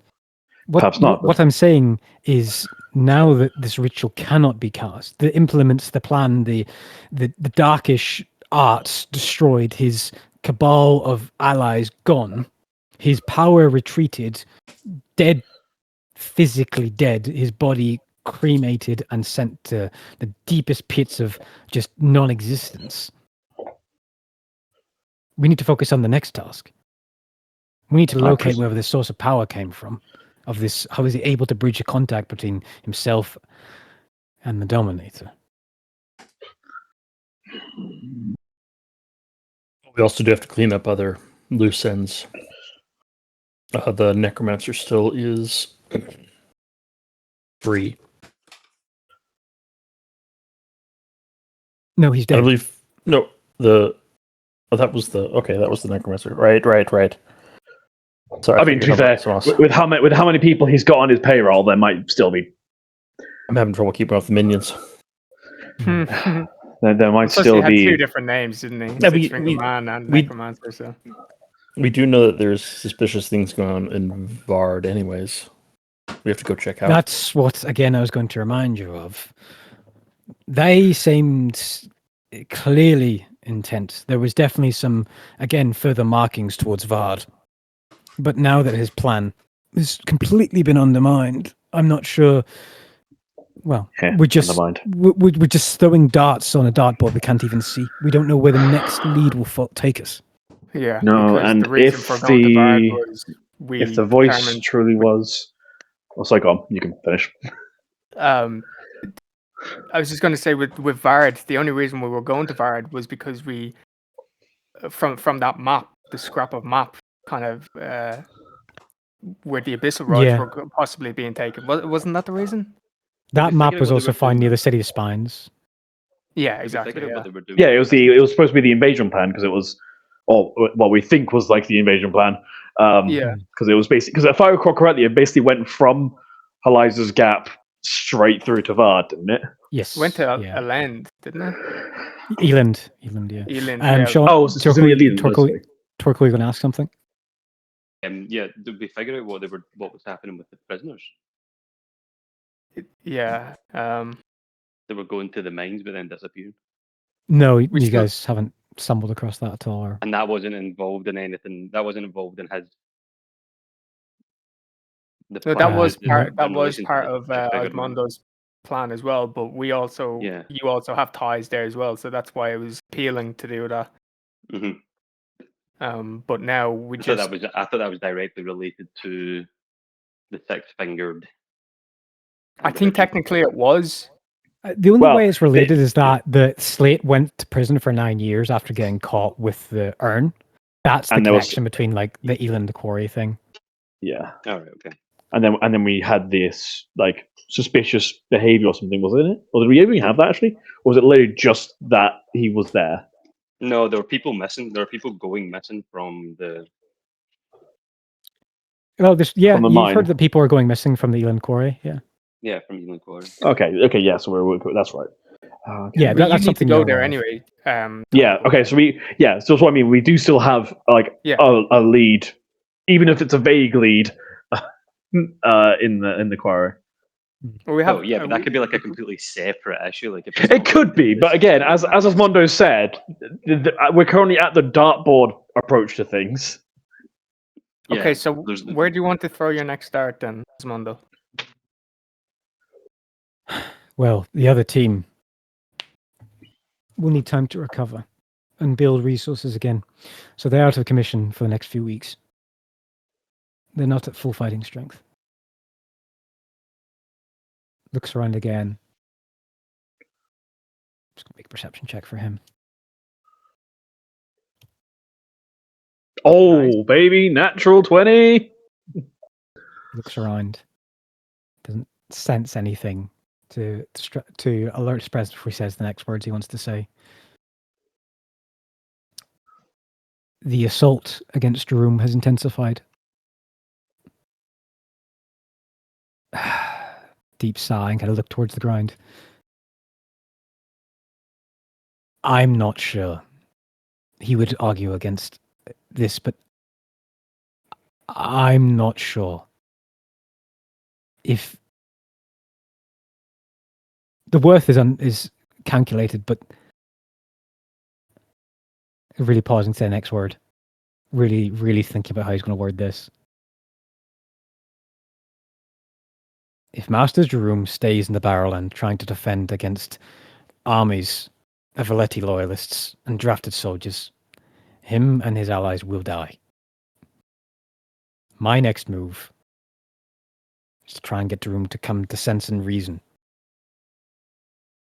Whatever plan failed here, when we struck the six-fingered man and the loyalty was rescinded from the Dominator, at that moment, at that instance, almost within the day, the attacks intensified on the Barrowland.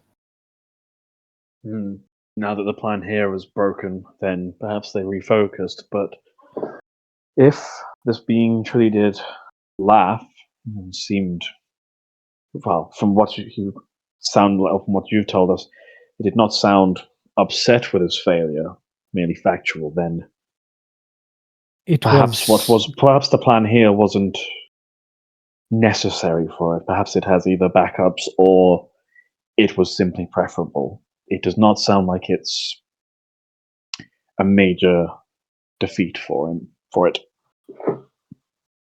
The admonishments in that language were quick and forceful. It is when we killed him the voices start to laugh. Like it enjoyed watching a loyal servant. Okay. That was when it laughed.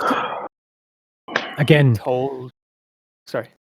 You go ahead. You go ahead. We told Osmundo about before we left the City of Bones, our encounter with what's his name? Shifter? The Shifter? Yeah, the Shifter, yeah. Oh yeah, because he was like, holy shit, you... Oh, I don't remember if it was him or Jerome, actually, but because I believe one of the two was like, holy shit, you lived? Yeah, Corkboard or something for all these characters. Yeah, dude, we're going to have to actually do a whiteboard. I agree. We're going to have to actually do a whiteboard, DM. Okay, I can make one on Roll20 if you want. No, or a Legend Keeper. No, we definitely do, Toxie. We definitely do. Well, maybe you don't, but I need one. I do. Just write a character stage in your notebook. Yeah. In game, I pulled the Corkboard. So we can quickly do it, like just make a Miro board or a Canva board or something. At least we have a collaborative. Yeah. Right, but anyway, so yeah, with the Shifter, the Shifter did not like the Necromancer. Did not like him. The Shifter basically like didn't like any of the new blood, did he?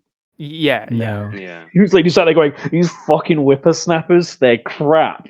Yeah, and potentially he's against the Dominator, or at least a certain route the Dominator is taking. So that was, I believe, what the general gist was. I think it amounted to, I can't really say no, but if you could stop him, great.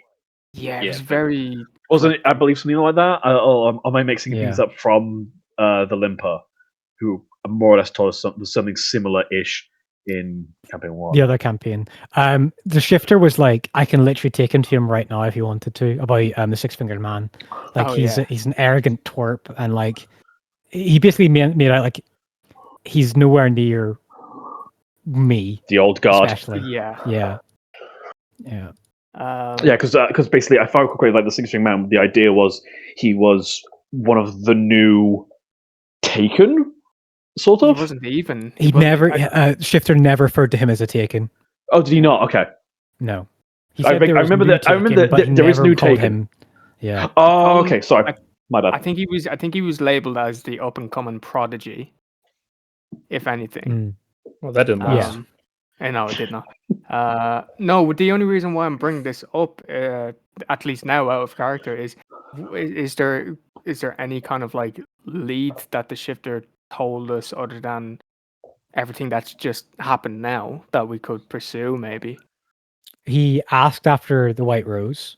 Yeah. And He's the reason we know about the resurrection or the reincarnation. Yeah.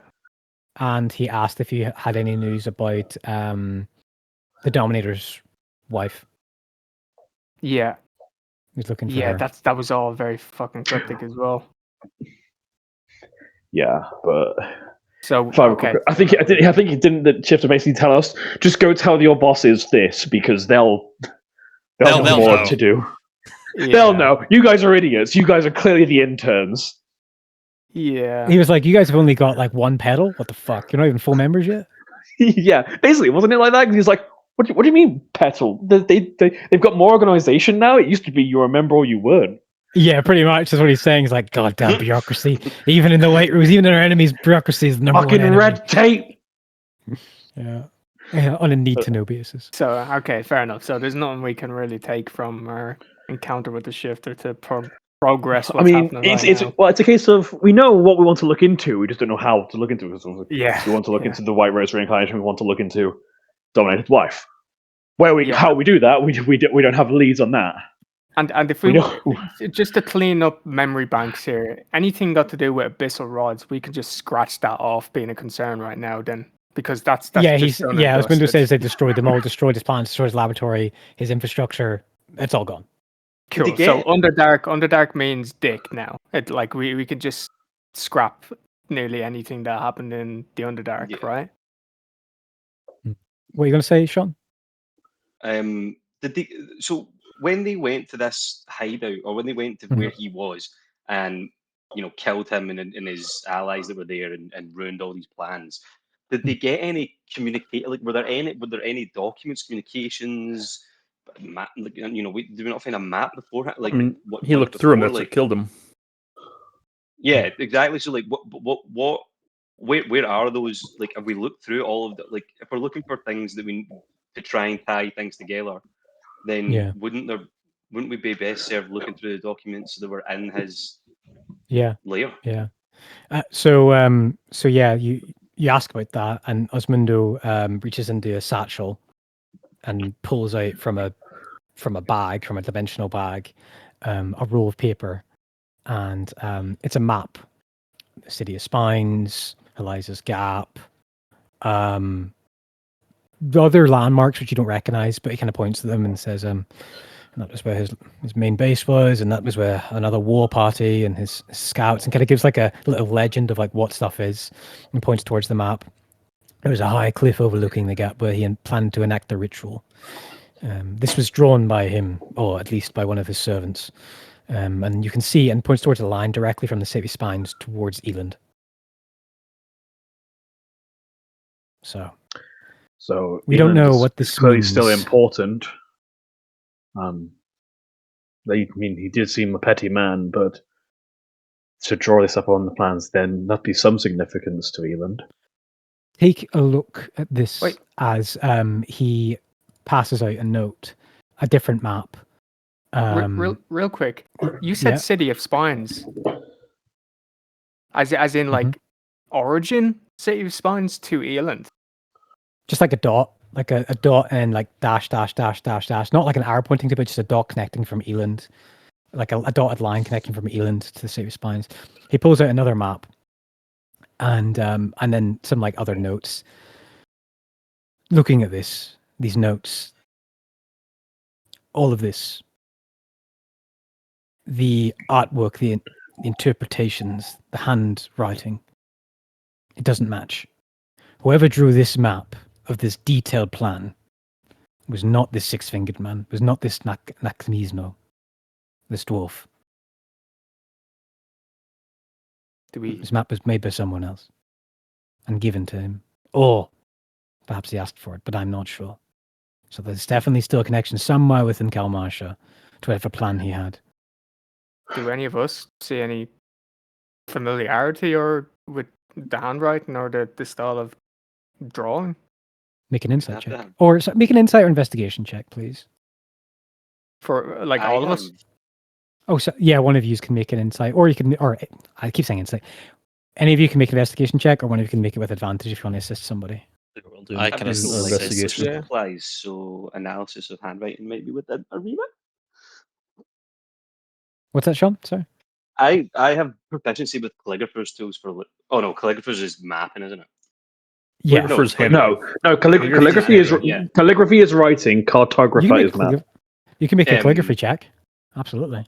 Yeah, finally something to use this for. Let me just pull up. Oh, I've got a forgery kit. Could I give him? Could I help him? You could help him Really? with a forgery kit. Yeah. Because in make order a to roll forge advantage. something, you'd have to, analyze it. Yeah. Make a roll with advantage then on that check, then, Torkoal. Okay, I'll just roll twice. Yeah. Finally, something good. Yeah. Roll again. Nice. Let's Nice. go. Natural 20. Natural 20. Natural 20. Oh yeah. All right. Calligrapher supplies OP. Oh, 100. Keep Raise on the around. roof. So, as you study this, Hendrik, you're like, yeah, as Osmundo says, the handwriting, the antiquated age of some of these notes from what would be the Six Finger Man writing to this just doesn't line up. You study this, Torkoal, and with a 20, the way that it is written in the language, which he understands, the notes that the Six Finger Man wrote were wrote in Southern Immune. So he is clearly, thank you very much, Don. He is clearly a person who wrote in Southern Immune. The map that was given to him was written to him by someone who understands Southern Immune, but is not their main language.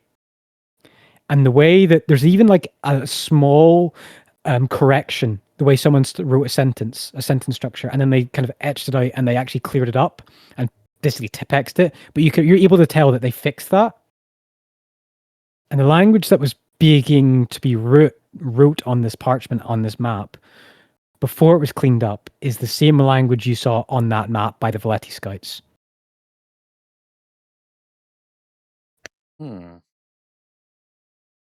So whoever created this. So is this basically just telling us that it's the Dominator? It's saying that the map that was gifted to him was written to him in Southern Moon, but when they first went and attempted it, they were writing it, at least In their parts of native it, language, in their native language, and then they corrected it and changed it to Southern Immune. But we don't know who provided them with the Valetti Scout map, do we? No, Were they that not- they were that making Valetti it, Scout weren't map was made by them. That was like them. And then there was Yeah. that deeper map that you don't know where it originated from, though. But it was the writing we have here was the one that they were making their map. Yeah. Or was it? Yeah. Okay, so that means it's clear they have ties to the Valetti Empire, at the very least. Yeah. Well, you know what? We know that it's at least someone Which from narrows it down to the Valetti Empire, or the people behind them, or the No, but things wasn't behind them, there- rather. Wasn't there the twins in the City of Spines? Weren't they also, or at least one of them, or something? Wasn't there some kind of connection with the Valetti, with one of the minions of like the third When level? they were turned to stone, Torkoal searched the premises and found that map that connected the City of Spines to Eland and Vard. That's the first time you saw that map. Not the Scout one, but the map that they had. Yeah.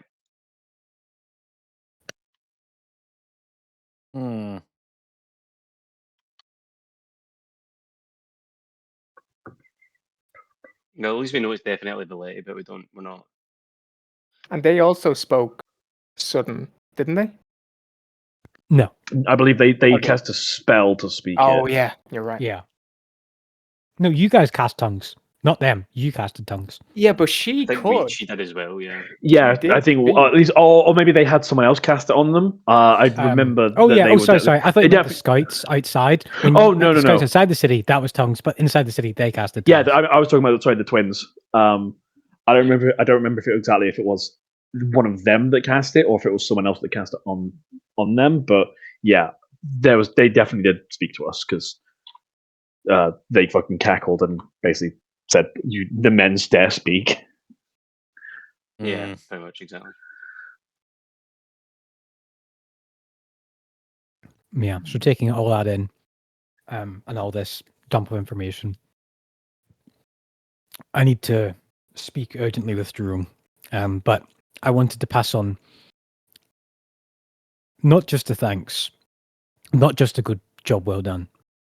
Without you locating that teleportation circle, without you coming and informing us what you know, you halted an incredibly damaging ritual from happening.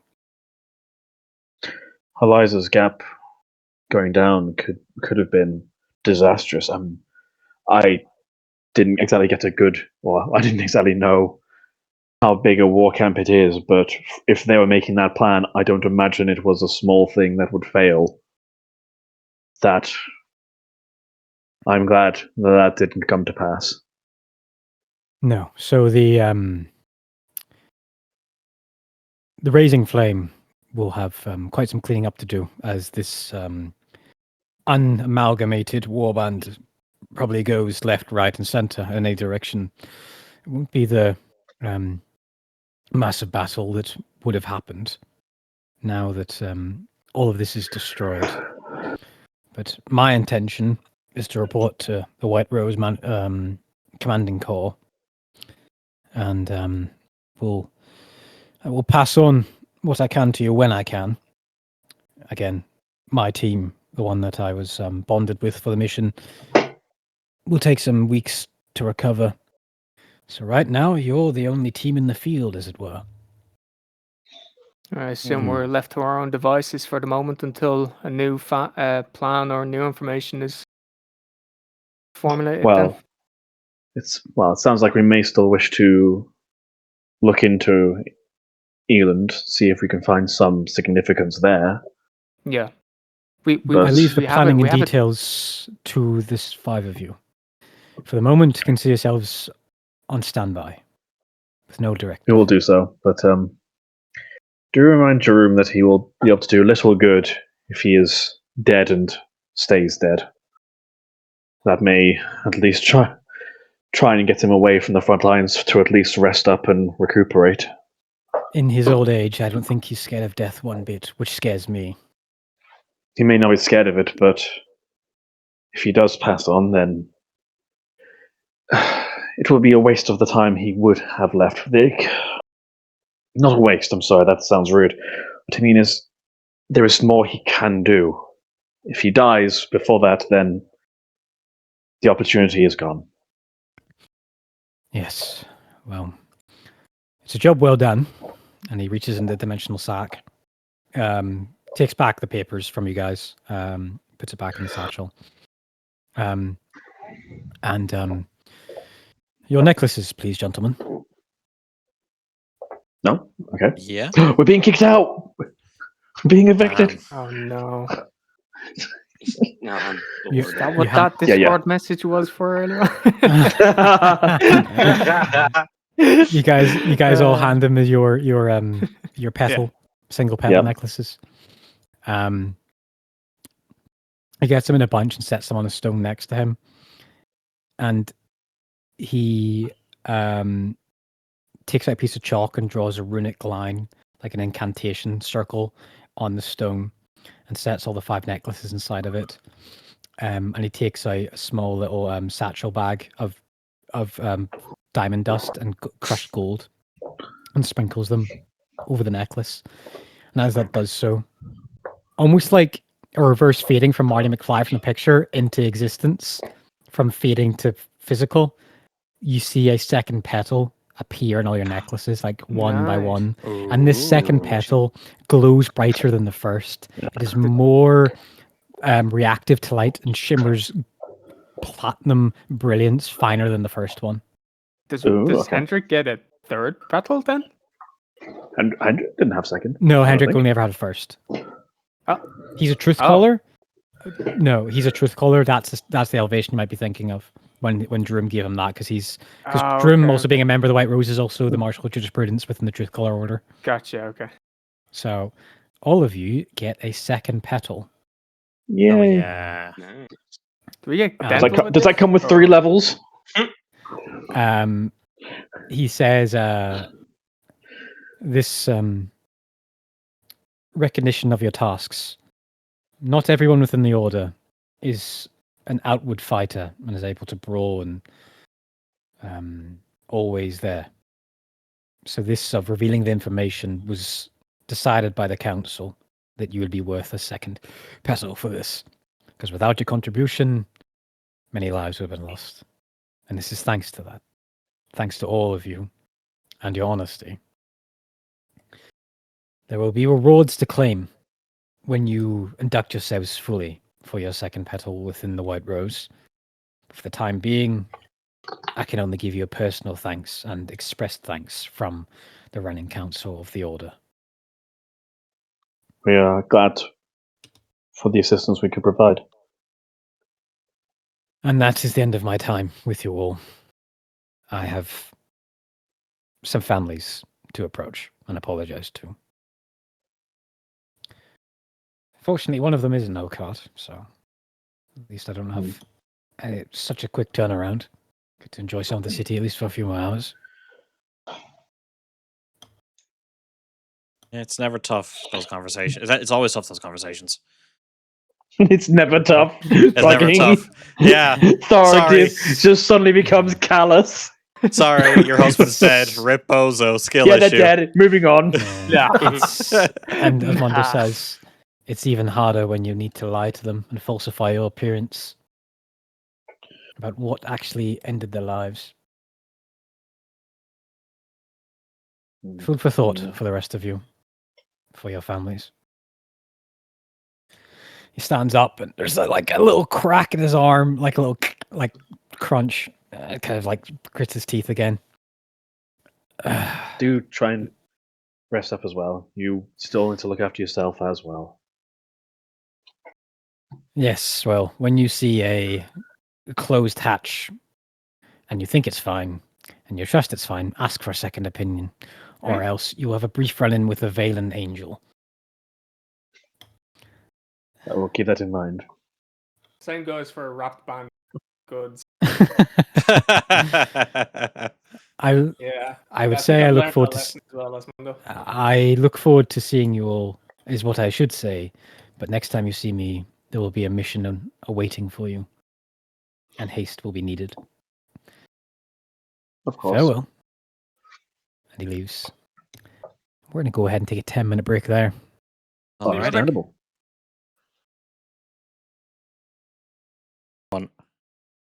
Invard is the mine for Veinstone in Aeland, and we know that the Necromancer had some fishy thing going on in Vard, don't we?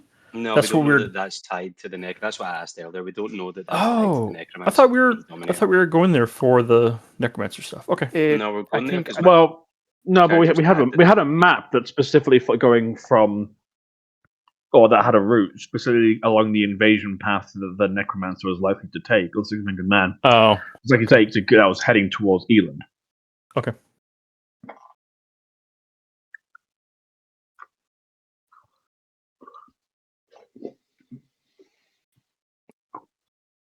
Other than that, we all really know that the attacks on Jerum have intensified.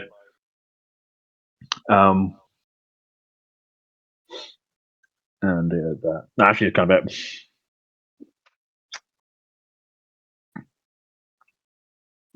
Although technically, actually no, sorry, because if the ritual required the abyssal rods, didn't they? And if they've been destroyed, unless they can get new abyssal rods, the ritual is more or less done. They technically still have the families, so they have access to the ritual. Barazir has the family, but Yeah, but but Barazir can clearly be bartered with. yeah. What was the we got a name for the Dominator's wife? It was like the Lady of something, wasn't it? Is it in your notes? I can't remember. Yeah, I I'm don't calling you. We summon you. Are you Could I- not, could I- could I you're roll talking about the queen woman?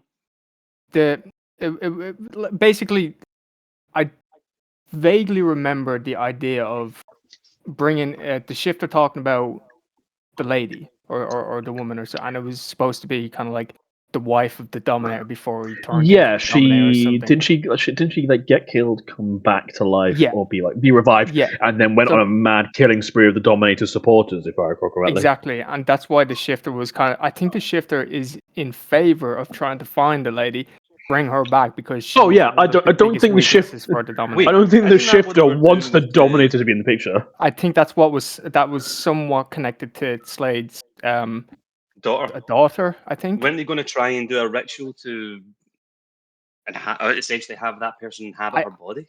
I think that was our Working theory. theory, but now there's nothing that corroborates that at all. Yeah, and also now because of Osmondo coming back and telling us there was the ritual involved with the abyssal things, I think that's what that was, that ritual. So not our theory.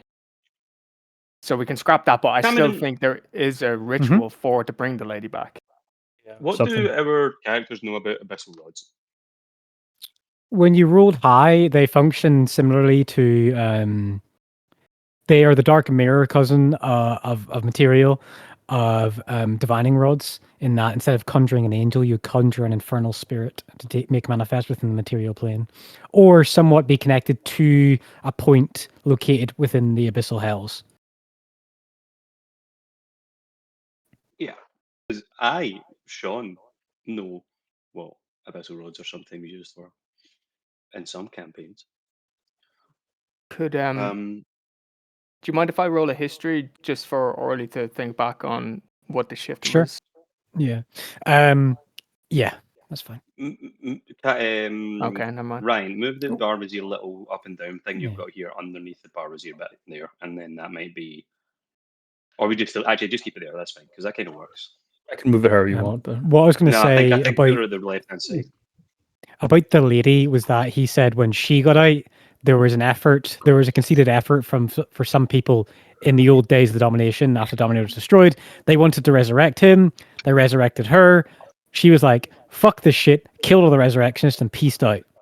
Oh yeah. Right. Based. So the resurrectionists... we could do sending to the shifter and ask him to give us like all of the information and plans. I think I mean, have you got all your affairs in order for? Yeah, I have no family. Well, actually, no, I've not. We need to fix out my dad, and then we can do it. Yeah, I tell you, if we could just hold off on that, if I could just go find my son that I keep forgetting about.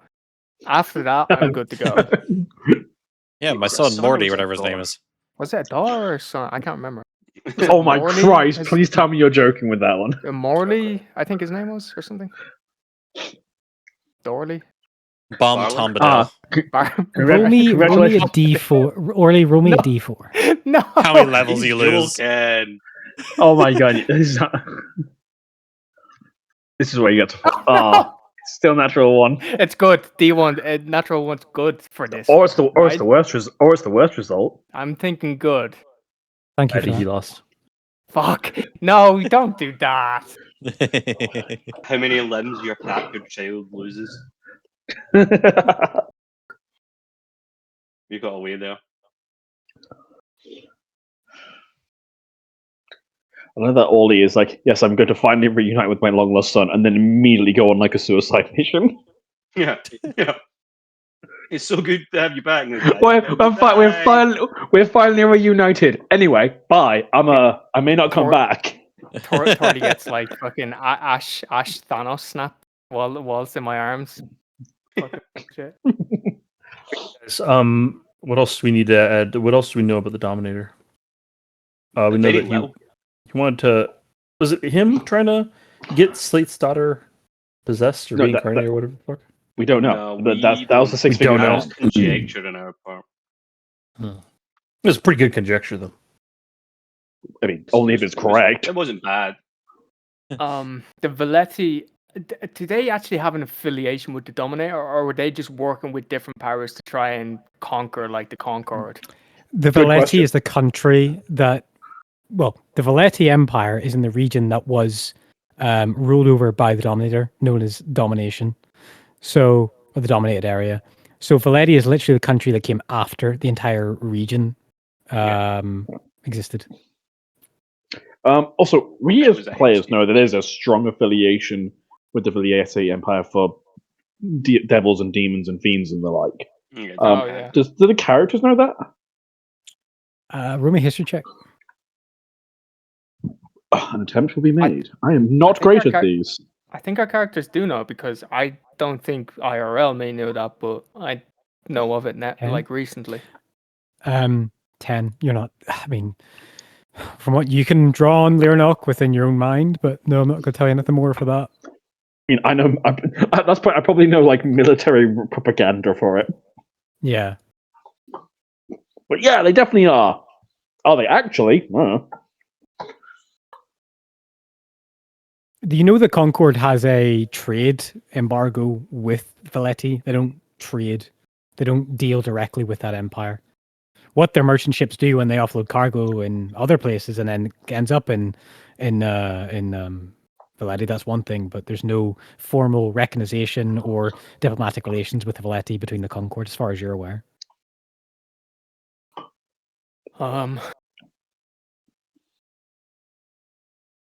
Maybe if we recap the missions that we currently know we have, I could maybe rekindle. I could tell you some. I could tell you the quest that you've done. I've got them all written down.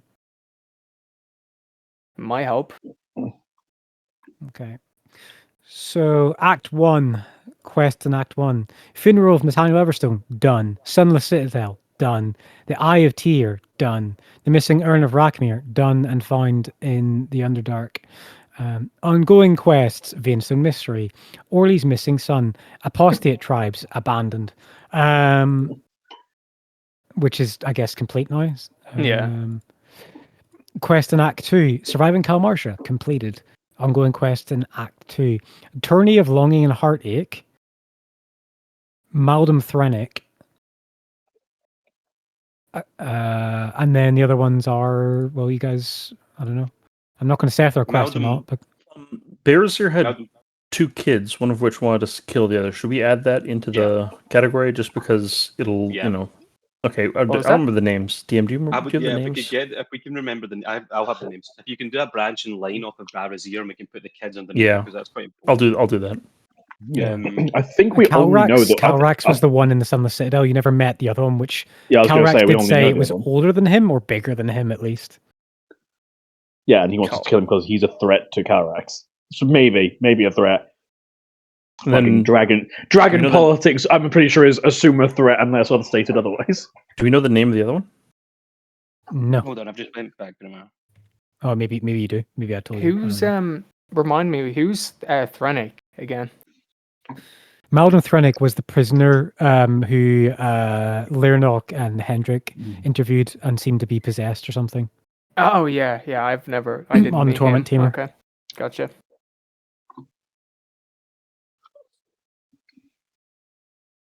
Right, okay, maybe we don't have that many threads then. Maybe I'm just incapable of holding more than 10 thoughts in my head, I guess.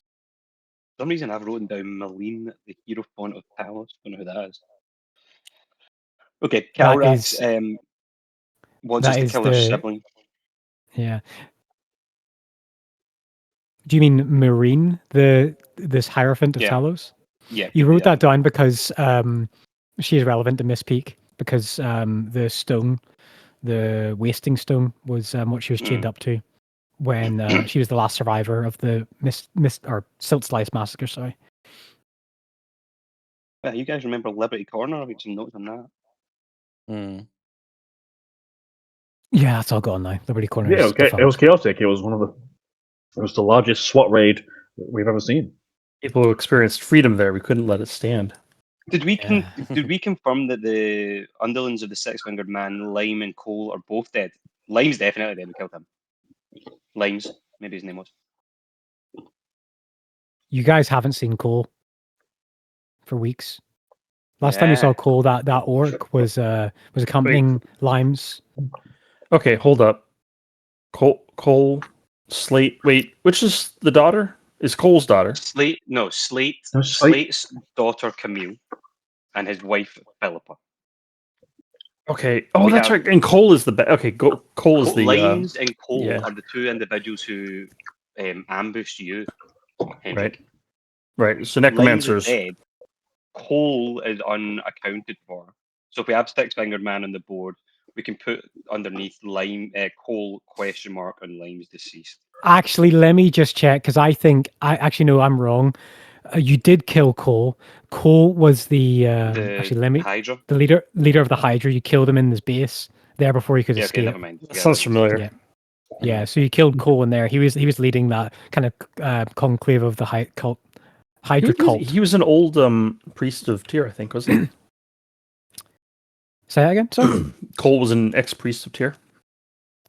I don't think I've got that in my notes. Let me just go to back. I mean, I think he had the Eye of Tyr or something, didn't he? But I don't know if he was able to priest. He was the one who stole the Eye of Tyr. Who got it back off of. Thought he stole it as a priest. Didn't he basically accident upon it or something? Like they went to steal. They went to steal stuff from the Bahamut temple in Breakwater, and then they found that, and he just took it. Just accidented his way into an incredibly powerful relic. Sometimes. Yes. Oh yeah, don't get me wrong. I'm in no way trying to say anything against it. It's just like imagine trying to be like, I'm gonna go steal this like 10 or this something 10, and then you go, oh shit, that's worth a lot more. I mean, just imagine being a halfling by a river who happens upon a really powerful ring. There's a chained dragon this side. No, it's dead. In this city, rather, sorry. In which city? This in Oakhart. It's a dead one. Torkel knows this is a dragon who was chained in Oakhart and used to train people in the fighting pits. Wait, what's the name of the dragon? Sovrace. SOV. Oh yeah, that's my dragon. That's your dragon. Oh. You have a dragon? I have a dragon. That I'm gonna Alfonso fucking kill. has a dragon. Alright, Toothless, calm down. I thought you were referring to, and I don't even actually know how to say it, Kurganon? Hold up. My Discord cut out there. What is Orly gonna do to a dragon? Kill. Okay, gotcha. Okay. Yeah. So the one that was chained up is the one that stole your kid. Oh, is yeah, I think so. There was you got a news clipping or something, wasn't it? I'm just having a note that says Torkel knows this as a dragon who was chained in Oakhart and used to train people in fighting. Yeah. Yeah, I think you wrote like a history and you remembered like reading a news clipping or something. Yeah, something like that, yeah. Ryan, did Hendrik get any information from the Dominator when he was talking to his god when you got your new eye? Absolutely not. No, okay.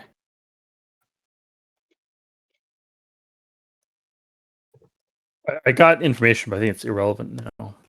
You got all the vision you got from Tyr when you accepted the Eye of Tyr and cut your own out. It was all about the Six-Fingered Man. It was and the literally his barbarians, entire life path. Yeah. Okay. I think I really don't think we have much else that we can put on this board. For the moment, at least. I think if we're trying to actively go seek out something with the Dominator, right? Like if we want to do it right now, I think our only two paths would be, well, we could try approach Barbazier, but I don't think Barbazier is actually too connected directly with the Dominator. There's just a lot of stuff happening around those two, but I get the feel.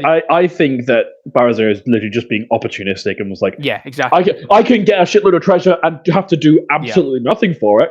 I think our two paths is to try and re-encounter the Shifter, or seek out like more information on the lady and go down that road with the idea of the Resurrectors, because not all the Resurrectors are killed. There's still Resurrectors going around. I can't remember why I remember that information, but we learned that information. So there are still Resurrectors. So that would be one path, I mean, we assume there's probably something like, because we know that the Dominator's kind of just kicking about existing. We don't know what state of existence that's in, but I think it was actually the shifter who said that, because all the information we got regarding the lady was from the shifter. We haven't heard anything else. Jerome didn't. Did we mention this to Jerome? Because before you learned all this was a bit after Jerome had already left. Okay, so yeah, I think we would have somebody... we would have told it to us Monday then. Because I'm pretty sure add about the lady, because I swear somebody else kind of like added information for us for the lady, or maybe I'm just making that up. Maybe it was just a shift, and I don't know. I mean, like I said, we've in terms of things, we've still got the what's going on in Eland, which may be connected with the Dominator. We don't actually know. It's the only potential thing we've got at the moment. You guys should see my maps, my maps requests and NPCs. I would love to. Do you want to share with us? No, maybe in like a couple of years when the campaign's over. Dang it! You all remember the Suel Imperium? That's another thing that popped up. That was like, huh, that's good. I'd love to see a blurred out version, Cypher, just to see how fucking mental it is. That'd be cool. Yeah. I'll take a picture of like the that whole CIA thing of just like it's just like campaign prep and then the thing's just redactive. Yeah. It's Cypher just he's gonna take a picture of the whole thing, but it's zoomed out so far that you can't actually read anything. No, it's just gonna be black squares, the whole thing redacted. Yeah. Okay, right. What are we doing? Well, we finished Nothing talking. we Yeah, you're in this little garden in the All Right Locks. Dicking around for a couple of days until until Thoric can fight to the death for his lizard lady, and then we're gonna try and save your son. I suppose we could just call it a day and go for tomorrow. Can we do nothing to help find Orly's son in the meantime? I mean, there's also we want to figure out what's going on with Hearst of the Wilds, because that still doesn't seem to be natural.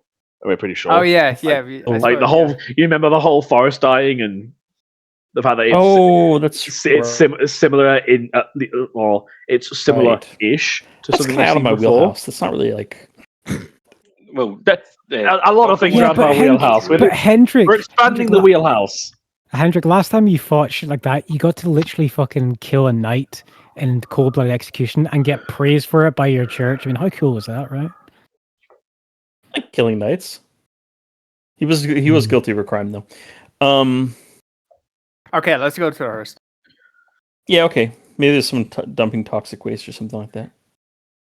Well, my God has told me we need to go investigate this forest thing that I don't give a shit about. I mean, I'm flattered, but I am not your god. Yeah. Not you. I mean, I'm literally the one that just brought it up, and you said your god told you. So. What time is it, by the way? Now, like, are we still? I would say after all this, like, I would say like at least like 4, at least 4. You know, let's go investigate the woods at night. That seems like the best idea. I agree. Right? Because if there's anything. Oh, go ahead. Okay, but like, I kind of want to go back to the cottage and maybe prep the meal. You can feed them some other day. They're fine, dude. We'll bring the orphans out into the dangerous forest at night and feed them there. That seems like a bad idea. We can teach them. No. But seriously, if anything spooky is going on, it's going to be happening at night. We should go at night. Like the weirdest Scooby-Doo episode We don't even know if anything spooky is happening there. And Ollie was already there at night. This is how we... It was fucking abandoned. This is how we test it. Peaceful, really? Okay, how about this? We go, we get a nice meal, and then we go out and investigate for a couple hours. We just walk around some dumbasses in the woods. Maybe we find something, maybe we don't. Is the Ministry of Masterworks Cameron accessible to the public, or do you have to have like clearance to go in? I mean, they're accessible to the public in that like people can go in to learn or study or Priya's Kinos, but all of like getting materials from them, that's like a clergy thing. You need to be a clergy. They're like a council, they're like the housing department of a local council. They are the infrastructure department of the Concord. They like all planning goes to them. They plan mines. They run the Eland Quarry with support of the tier agents. You know, like everything to do with building or maintaining stuff is all the Ministry of Masterworks. Okay. All right, we go to your spooky forest after we've ate some food. Yeah. Sounds good. Okay. Do that. Okay. You want to leave the Alright Locks? Are you going through Crown's Crest and dropping in, or are you going all the way around again? I think we can go around. Who knows? Maybe we'll bump into the orphanage people. Maybe. Then I can explain it. Like, I would like as thanks. I would like to make you dinner, but Okay. All right. Roll me a perception check, please, as you go back through the front essence approach. sure. Lurnock, see if you see them. Fuck. 9. What a time to start rolling bad. Thinking about it as Windows not injuries, disastrous, but all that stuff as well. Like, you get back to the cottage, you get back in good time. There's obviously a prep kitchen there. There's a stove, like an inbuilt stove with some logs and stuff like that, and you can turn up the heat on that and start cooking off a skillet and things. There are lights on in in Carmen's orphanage, like across the garden. So you do see like there's torchlight inside, illuminating, and the windows are open. So they've came back. all right. I'll go. Oh, in that case, I can go speak to them, and I can sort of just get Carmen's opinion on like I would like to do this, but if they've already got things started or like ideas and plans, then I can do it another night. Yeah. Okay. So you walk up to the back door, you knock it. You see the brass dragonborn approach again with her tired eyes. She is wearing like kind of like what you imagine fantasy teachers to wear. Like she's just wearing like the most basic vanilla, like knitted tone garb. And she opens the door. She has a book in one hand and a spectacle holding it in the left hand. As she opens the door and she swings the door open and she sees you and then says, good to see you're back. What is occurring? I wish to make good on my promise earlier. I understand you've had quite an eventful day going out to the frondescence approach. Let me double check. Yes. We went and spent the day around looking at the old ruins with the children.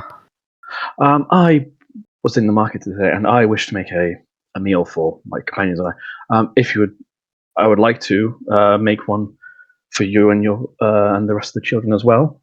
See if you wish to be included, or if you have already made something, can have dinner plans or anything like that. I just wish to provide any help. Make an insight check. Cool, will do.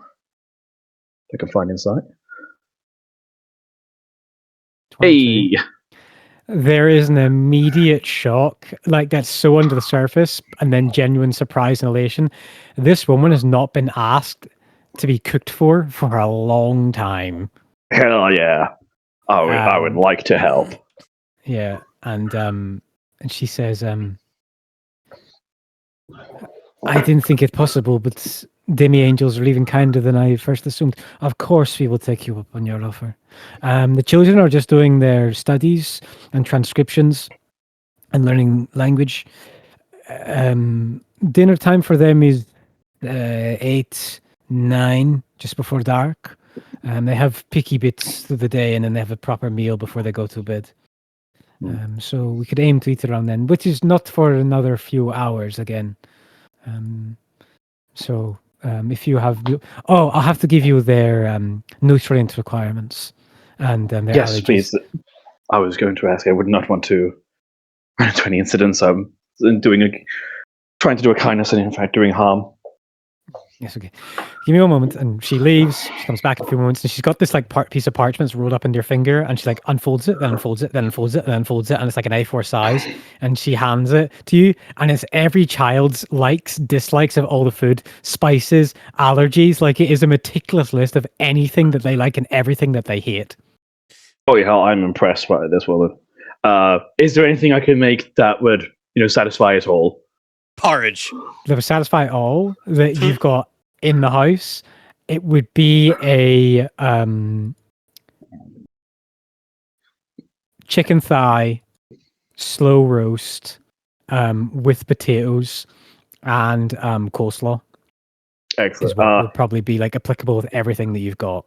With the shopping I did earlier, do I have sufficient stock for that, or do I need to make another shopping run? So I'll do another shopping run. I think you've just got about enough to cook for them. Maybe not your party, but to cook for them, you have enough, but not the rest of the party. Thor can go down to the in that shops case, if you want. If you want to start cooking, Thor can go get stuff. Effectively, I'll just give him, I'll just give him, I don't know, 5 gold worth. Yeah. Nice. And just say like, here's a shopping list, and more or less just like go get some more. Basically enough to like feed everyone really. And I would like to start the prep. Basically, he'll be pretty much taking his time because he wants this to be good. He wants this to be a really satisfying meal. So he's like going to be taking not obviously taking it slow when doing the actual cooking, but in terms of prep, he's like, I'm going to make sure that it's to take as long as it needs to be good. Okay. Can you give me a cooking tools check, please, with your wisdom to see if you know how to prep which stuff fast, and which stuff you can leave till later. Because that's the problem in the kitchen, right? Sometimes you cut stuff and like, oh god, but if I prep this first, I don't have time to prep that, and like there's time management. Just give me a cooking tools with wisdom.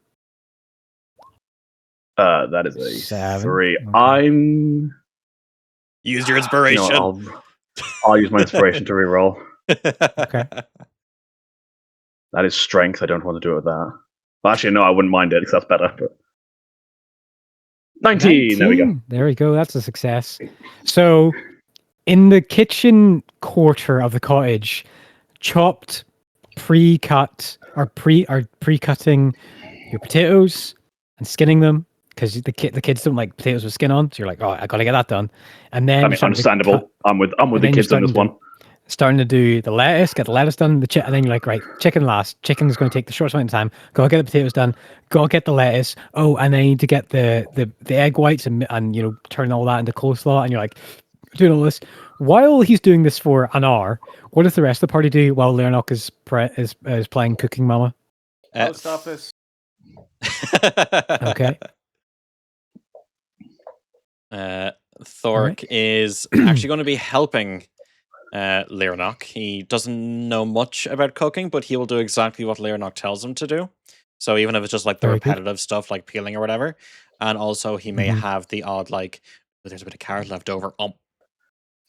Yeah, nice. And Torkel and Hendrik. I think Torkel's probably just sitting reading.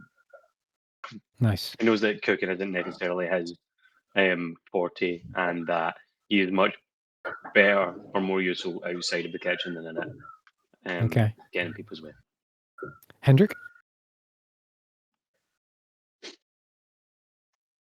like shifter, dominator, taken. Just like just going through the board. Are there any like exceptionally young children in here? Like from what you've seen, preschool, like five, like they would still play with like building blocks and stuff. Like the youngest that you've seen would be about 7 or 8, and that was a halfling boy. Okay, because I think maybe he'd spend some time with the kids, like helping them, like playing with them with building blocks, or having them with their studies. No, occupied while they wait for dinner. Yeah. So, or assist them with their studies, even actually. You could go in and assist them with the studies, if you wanted to. Yeah, that probably makes more sense because she said they're going to be doing studies up until 8 or 9 when they have dinner. So yeah, he'll go around and see if anybody needs assistance with anything that he has any information on.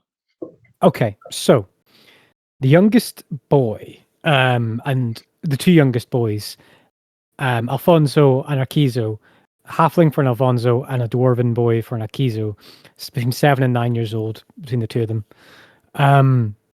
They are learning basic central immune, celestial. The other 3 eldest, the tiefling girl, and the wood elf girl, and then a gnomish boy. you see that they are not doing language. I don't know. I just wrote gnome twice. I didn't even write that. Gnome. The double gnome. Gnome. I called him a gnome instead of a gnome boy. They are. They are actually. This is so boring, but they're having to copy and give a small little field report of what their things that I learned at the museum today was. Nice. So they're writing a museum report. And who do you want to help? Do you want to help them with their help the younger with their language, or help the elder with their? Okay, nice. I can't give them the help in the museum. I've never been there. Yeah, good choice.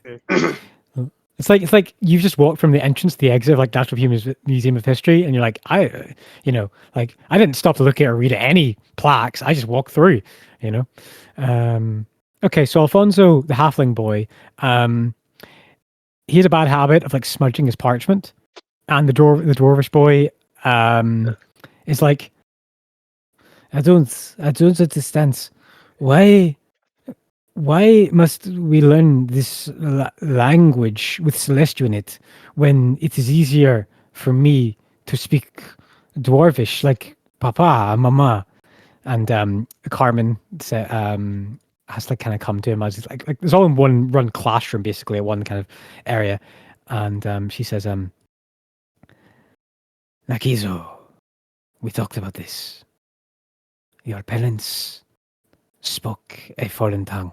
And it is important that you adapt so that you may find friends and employment later in life. And he goes, well, this word, and it's the word, it's a word for relief.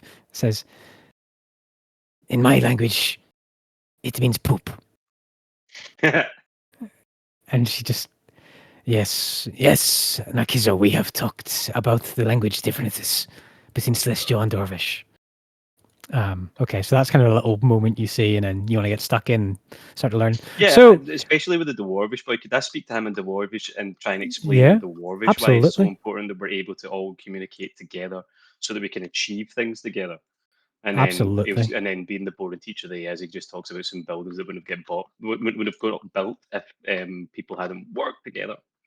There was this tower called Bibil that would not have got burnt. All right. So persuasion, possible. Deception, definitely not. Performance, possible. Or so you can either roll a performance check, a persuasion check, or a lower DC. You can make a charisma saving throw to basically stop yourself from getting frustrated with these kids. I'll make the charisma saving throw. Why not? Yeah. With advantage. Because you're doing dwarves. That's awesome. No. Is he within 10? 2 and a 5. Is he within 2 feet of me? Or 10 feet of me? No, you're in the kitchen. You're in the kitchen in the cottage. I know. I'm listening. I'm just trying to help you out. I appreciate you looking out. Yeah. Yeah. So the dwarvish lesson goes good with Narciso. And he's like, oh yeah, I start to get it. But the gnomish boy, Alfonso, starts to feel left out. And you're just not able in time before he has a meltdown of feeling like he's left out and feels like, because you're speaking Dwarvish to Narciso, he has a bit of a tantrum, and Carmen has to like say, it's fine, I'll take him upstairs, I'll relax him, and she has to pick him up and make him leave the classroom. But the lesson goes fine for Narciso, but not Alfonso. Okay. You just like kill the kid. He takes 10 reading damage and ends up in heaven. I think there you go. You can learn your languages there. Yeah, learn Celestial there, motherfucker. Oh, God, wow, we are monsters, aren't we? I think that Hendrik's probably in the same room, and Hendrik's not like Hendrik's being especially cold right now, and just sort of watching. And as soon as like one of the kids starts losing his chill and starts making a bunch of noise, Hendrik just stands up and like leaves the room. Oh, and I think Hendrik's gonna go to the kitchen because Hendrik knows the kitchen's the one place the kids aren't allowed to be. Okay, yeah. So you go and into just the tries kitchen. to, doesn't say a single word to Lurnok, just like looks at him, gets, when Lurnok looks up, it's like, okay, Lurnok knows I'm here. And I just like try to help without without actually Thoric saying is a there. word to him. He's a big kid. Yeah. Thoric has finally got delivered to your residence. You have a massive fitting towards your side apron that says kiss the mammoth eater on you, delivered to you by the girdle burster as a thank you for surpassing the mammoth challenge. Would it say kiss the mammoth eater, or would it say kiss this mammoth mouth? Oh, Oh no, I don't know which is worse. I don't know which is worse either. Oh my god, we have to go to a tournament with that. That has to be like, that's your formal wedding dress. That's your has to wear the apron outfit to the now. tournament in full plate. Just like, I've got the apron on, get all the protection I can. All right. I would like you to make me another skill check, please, with the cooking utensils, please, Lernok. Oh shit! I thought. Okay. There's more than one check. Still wisdom. Fuck. For this, that was your prep. This is your cooking of the chicken. Cool. May I request advantage for the assistants? Yes, you're going to get advantage from both Hendrik and Thoric. I'm assuming still wisdom. You can use. I would say you learning the correct temperature to cook chicken is definitely a wisdom rather than intelligence for me. Because you get a feel for like your general like common sense of like how well to cook chicken. Can I make an argument for Constitution because it's taste testing? Thoric will taste test. He'll taste test a raw chicken to make sure it doesn't taste like that. Yeah, sure. Make a Constitution with. Oh hell yeah! It's slightly better. I was joking, but I'll take it. 18 is a success. Yep, definitely poisonous. That does not seem to have gone with advantage. I think. Roll again for one more time. Happy to roll again. Yeah. 26, not that's 20. A natural 20. Oh, best meal I've ever fucking cooked. Empowered by Baldry. Let's go. Thoric, Hendrik, Torkel, not Orly, because I think at this point Orly comes back through the door. We'll discuss what happened when you went to deposit your money, by the way, later, Orly, but you come back to the door at this point into the main house. When you come through that door, Orly, this chicken is cooked so well you can smell it in the kitchen. You feel like you're 5 years old again, and you're in your nana's shed when you went for your visits to see your nana and papa, distant in way before in the early days of Hallowfall. And everyone has that kind of like, damn, that smells good. All right, final cooking tech check. Fuck. This is your everything put together. This is like dishing up, plating up, and presentation, mostly presentation, and then setting the table like in a good way into the dining room. At this point, Carmen comes in, like, slaps her hands, like, "Lessons are over, children. Go get ready for dinner." And they all disappear upstairs, scuttling away, and they'll get dressed for their dinner, getting out of their putting on their nicer clothes. Another cooking test with dexterity, please. Oh god, dexterity, my literal worst stat. Still with advantage, or this is you being quick, being prepared, having everything coming hot or being nimble. Well enough, being nimble in the kitchen. The part I'm in real life. You still roll advantage because Thoric is helping you still. 17. I'll take it. Considering I have a -2 for it, I'll take it. All right, so this is what happens. You're in the kitchen. The chicken is cooked brilliantly. The potatoes are off the stove. You just need to season them a little bit and shove them back in the log burning stove there to crisp up a little bit. And as you turn with your left elbow, you hit the corner of the plate holding the 7 chicken thighs. As you feel it start to drift off the side of the table or the countertop and start to fall towards the floor, what do? Oh my god! If it's fucking with a 17, I whip that. Okay, absolutely fucking trying to save that. Okay, how do you try to save the chicken? Or like he'll literally call out. Yeah, he will literally call out like, "Oh my!" Like basically like catch it or save it or something. Because by both right, someone get the chicken. Like fucking panicking. Wizard levitates it. Okay. All right. I'll say this: you can either make a check, or Thor can make a check. My not both. dexterity is flat. Oh yeah. Well, what's the check? The check is a dexterity saving throw to catch it, or a Constitution saving throw for you, Lernok, to discard the boiling Scott holding thing that you're holding and take some damage, but catch the chicken. I have quite a good Constitution saving throw, so I think I'll have that. Can I again get an advantage for the assistance, or is it just gonna be flat? No, this is a flat roll for either Constitution for Lernok or a Dex for Thoric. So, what's your dex save then? +0. Thoric? Okay, I'll take the Constitution save because I've got +8.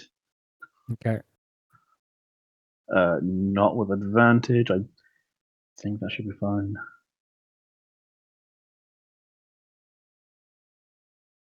14. Okay.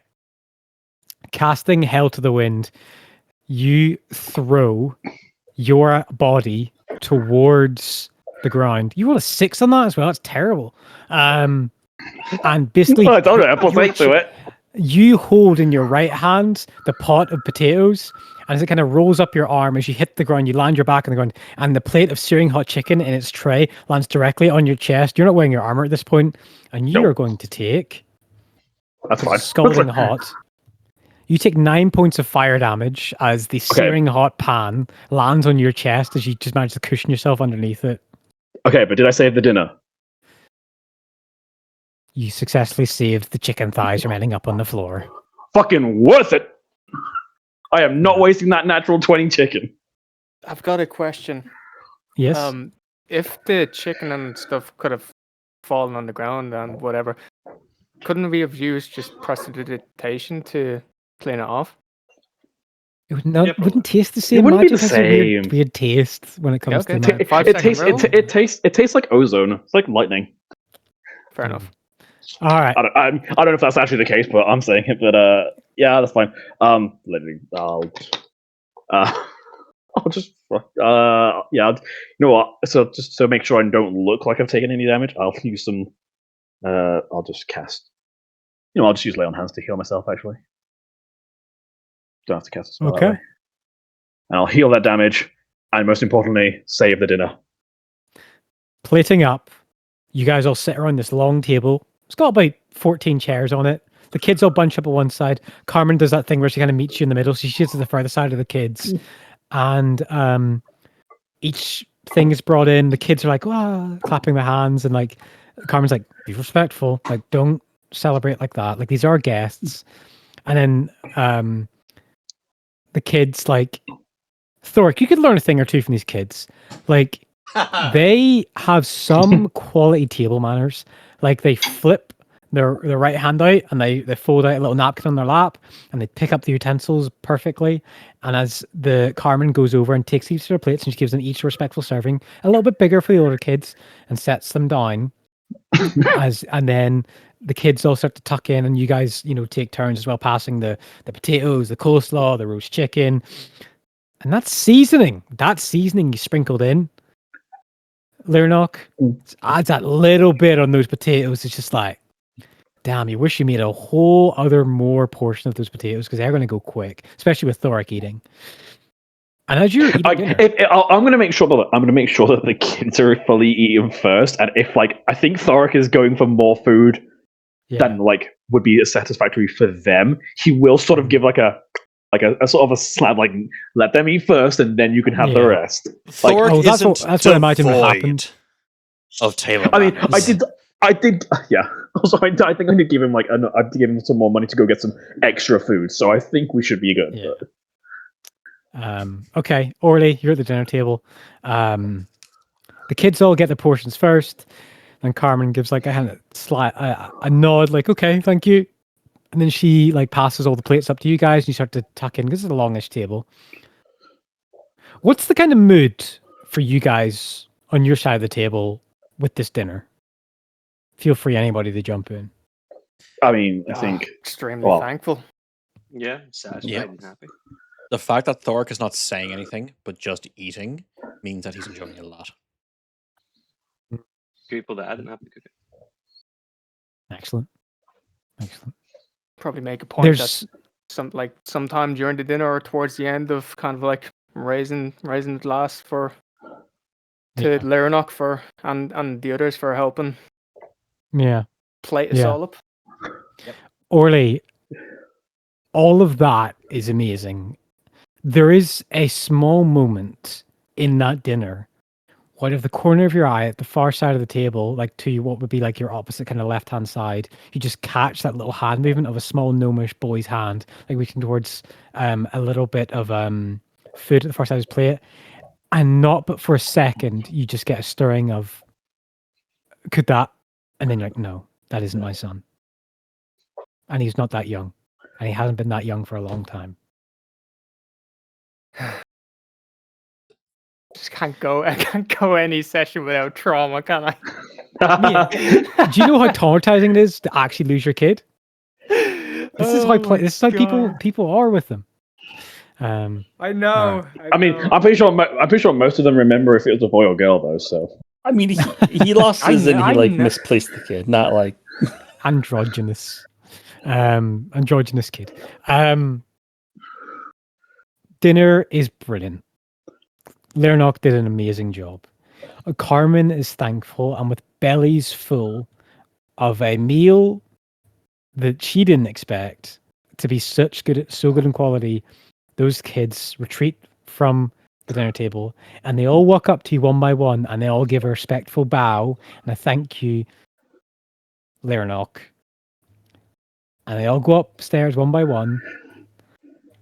And then you're left in the dining room table just with Carmen as the kids all take themselves up, as Carmen asks the older girls to make sure the boys get into their beds on time. And she looks towards the drinks cabinet in the corner of it and gives a nod towards probably Torko's the closest one, like, you can go ahead and open up that liquor cabinet if you wish now.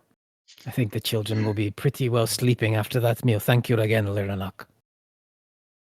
Anything good in you do us a great service as well. I'm glad to assist. There is brandy, wines, a few things of stronger white spirits, which you see as Drake's in vodka. And there's enough there's enough alcohol in this cabinet to get everybody in this room irreversibly liver failure. Yeah, I think he would just take out some wine. Seems like a classy dude. We had some nice chicken. Maybe a strong white. Yeah, take out strong white wine and good choice. Nice vintage. Yeah. You pour glasses. She says thank you. She takes a sip. Captain Solana didn't say, or at least didn't stipulate in the letter, that I have such kind house guests. Gives a toast to all of you. You have been the finest, quietest, and, well, best behave people under this roof in some time. Thank you very much. Does a cheers and takes a sip. Blanco's just going to follow along. He'll sip and he'll drink, but he'll do the drinking slowly so he doesn't actually get really drunk at all.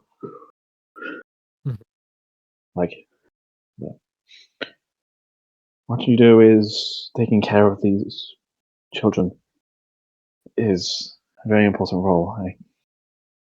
I don't know if people always appreciate it as much as it should be, but I do. This is a truly just cause, and I think this is something that should be treated well, treated with kindness.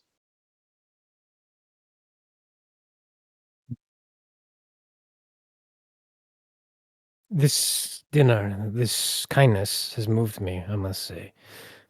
We get a lot of healthy donations to the home, and we have good cases of people going away and starting their lives as young people very, very often. But never has anyone just simply offered to take a night of cooking off my hands. So I'm indebted to you for your kindness. All of Like you. as soon as she says like I'm indebted, he'll like all the time like there is no debt here. I do this because I wish to. I wish to bring more kindness into the world, and this is how I do it. Whether it be a meal at a time, healing, saving, or just helping and being there when it needs to be there.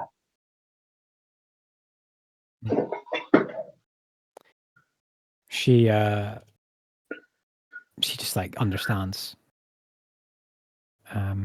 And then she gives a nod towards the sitting room and says, well, the girls will be down to do the dishes in a moment. Shall we retire to the study? I was perfectly willing to do the dishes if they wish to. No. Off. You've done enough. The girls have responsibilities and chores. Let's not rob them of that. All of you. And she stands up from the table, and you head off into the study. And there's a warm, crackling fireplace, a chaise-longue, a sitting, a few different sitting places. There's board games in here. There's pieces of art. You actually haven't. None of you have been in this room yet. And it is like it's fancy. Like there's some decorations and ornaments in here that are not cheap.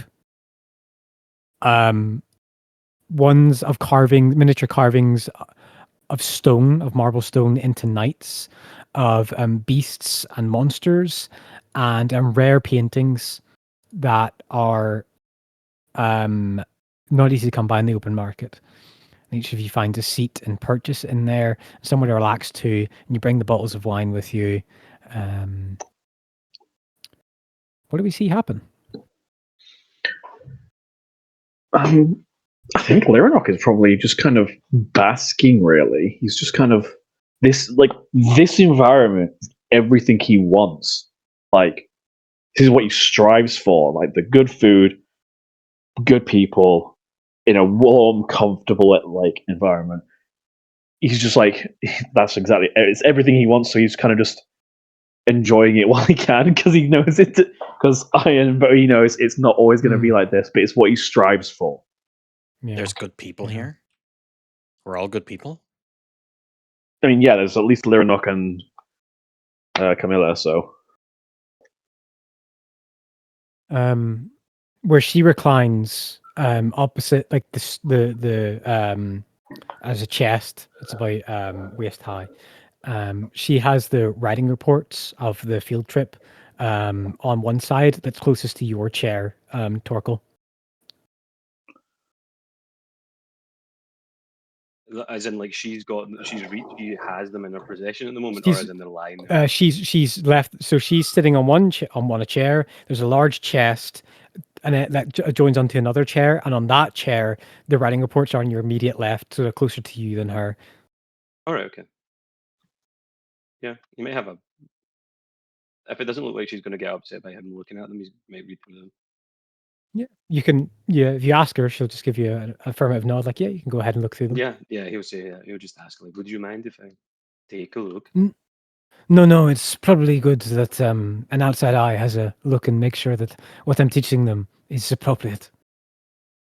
Yeah, and he'll spend some time reading through it and maybe like annotating or jotting down some thoughts and things like that.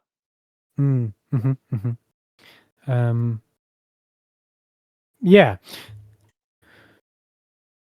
Torkel, as you read these three children's reports of the Frondescent approach, there are some etchings, some like charcoal drawings of stone, and there's a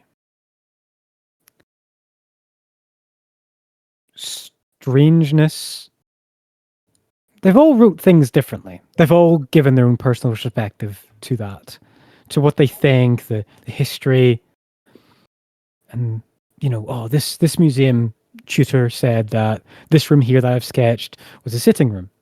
And another report, this museum room says that this was a cloak room, a shower room in a house. Oh, this was a cattle shed. And you're looking at it, and through your eyes of actually like hearing what the tutors say and kind of getting this walk through the building, it doesn't add up. It doesn't add up. And you're not saying the kids are wrong or the tutor's wrong, but what they're saying, what the layout of the building is, what the structure and the design doesn't look like it's for the dimensions. It just doesn't look like it's for living. It looks like it's for holding something there. Like keeping something in these rooms. It's similar. It's similar to the earliest designs of prisons within the capital that are one of the only few remaining structures left in Erith that were rebuilt after the Soul Imperium fell.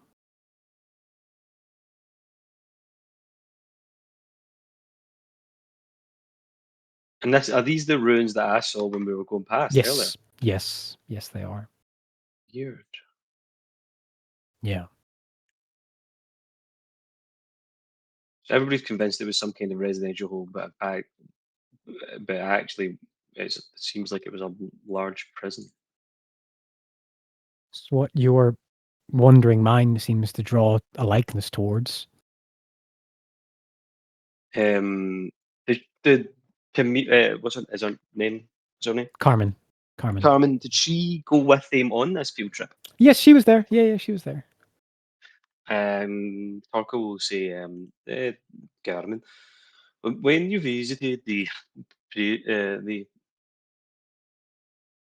when you went on the field trip earlier today with the children and you visited those ruins,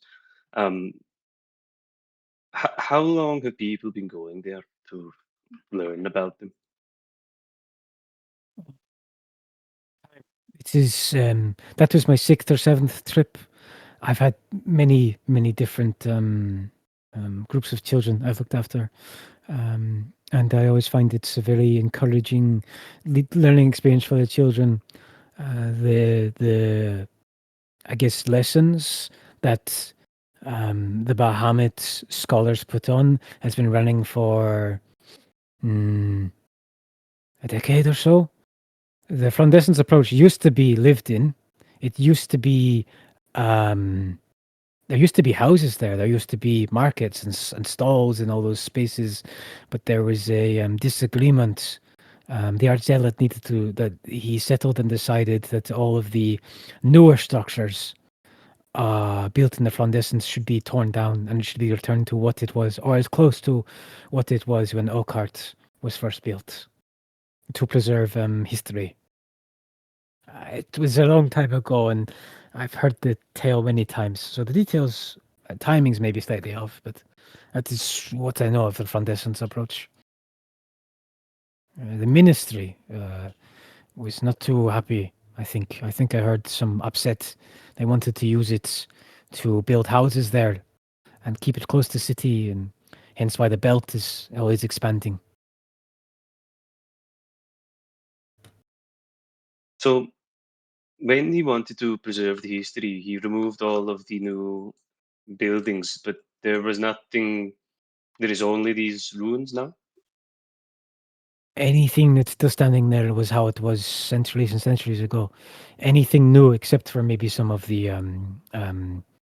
Bahamut plaques or shelters for when it rains. Everything else is how it was, supposedly how it was hundreds of years ago. There's they even have gardeners who come in and trim the leaves and things so it doesn't get too overgrown, so you can still see them. And they have always described these ruins as being some sort of house or place to live.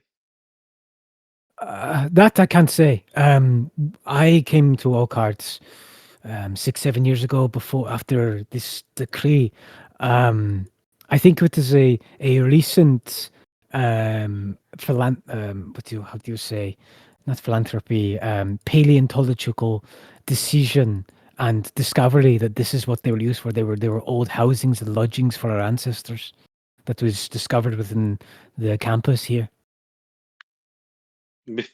And you have no recollection of what they used to call it. No, I think they were just known as ruins, fallen stones, rubble, and built up into. There are some parts of the museum that are more damaged than others because they use the existing structures to build a building. Or yes, they make mention of this in the museum tours. Okay, interesting. Well, maybe we should take a visit close to it. It looks like it would be very informative. But and he puts the papers back there and he says, "I left some notes and structure and maybe parts that I would expand on, but for a child's essay, it's perfectly. They're good." Thank you very much. Yeah, great. Orly, are you there? Yes, sir. When you good, walked, it's trauma time. when you walked to the Mina bank vault, it was an underground entrance with a massive locked door, and you wrote your letter, and you weren't allowed inside, and you passed the letter and a note, and you got a receipt, and then that was it. And that was your Okay, delivery perfect. to your letter. And when Brilliant. I say a locked like cellar entrance, I mean like an aircraft carrier tunnel bored into the earth with a huge locked like wall and just like a little hand gap in the door that unlocks and then you put your note through and shut it again. Cool. Would I have been able to deposit money? Yeah, absolutely. How much did you deposit and what did you say? 100. Well, I would have inquired because Orly doesn't know anything about the postal for sending money. At least he understands postal, Yeah. but not money. This is the first time he's been away for so long. Yeah, you've got a so- receipt for it, sending 100 gold into your account to be moved to the Hallowfall Mina vault there. And then you name your recipients of who's allowed to take it out. Perfect. And all that's there. Beautiful. Grand. Mm-hmm. Carmen stays up a little bit longer before she has to go and read the children a bedtime story. You're left in this stunning study with a fireplace going, a few bottles of wine, the door closed, and it's just the five of you. Do you want to call the end of the night there? Or No, you I guys want to keep do talking? something. Okay, yeah, go for it. I want to use. Hold on, let me just check. I've got it ready.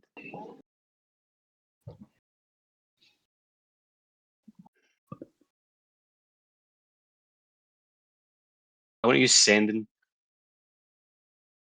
I want to contact Chapter.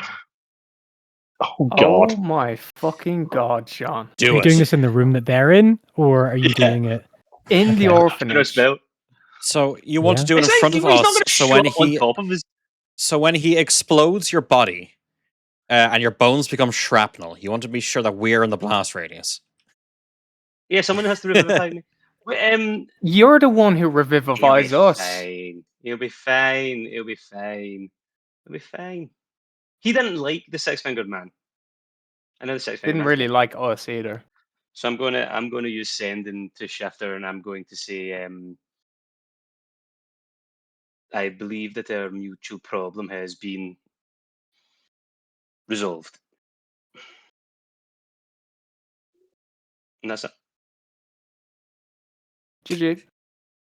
I'm so excited to make my monk character, actually. Hold on, there's a meme I need to make.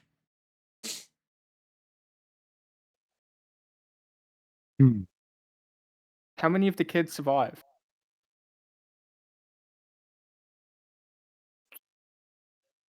You guys want to switch bets? You hear a voice in your head that feels like, doesn't even feel, it just sounds like the slow falling of sand over long skin vacant bones. And it says, that problem is resolved. It is appreciated. It morphs again. Thank you to the Waitrose. Progress is being made.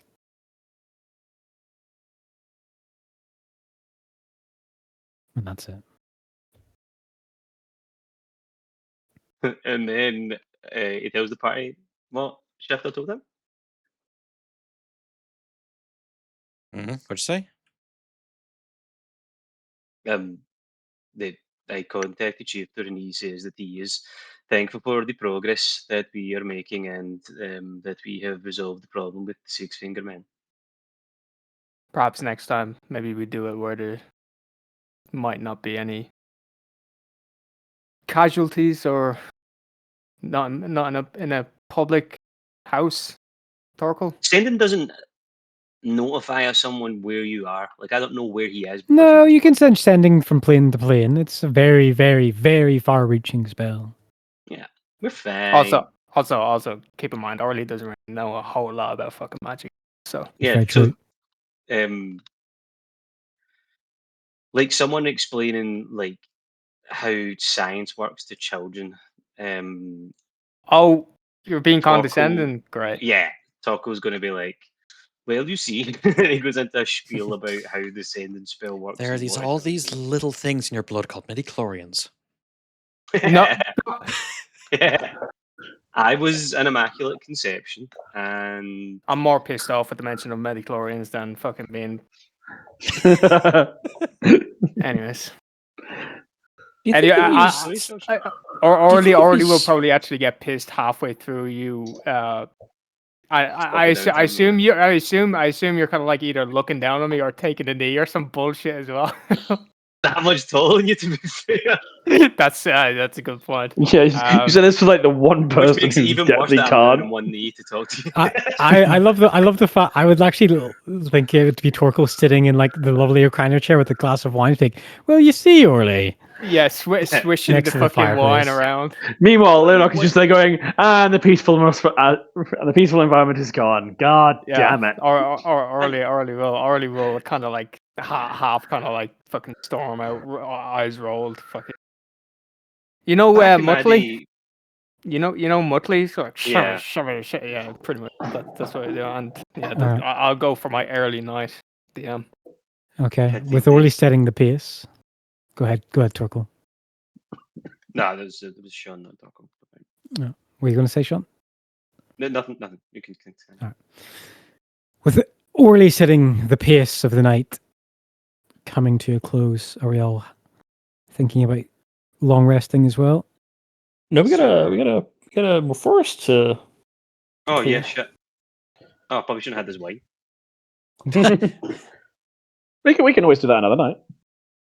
I think We have a few if you want to end the session here, we could. Are we gonna go now, guys, or are we gonna delay? I literally mean like we got so many days here. We can always do it another night. Okay, we'll do it tomorrow night, I guess. We can. Yeah.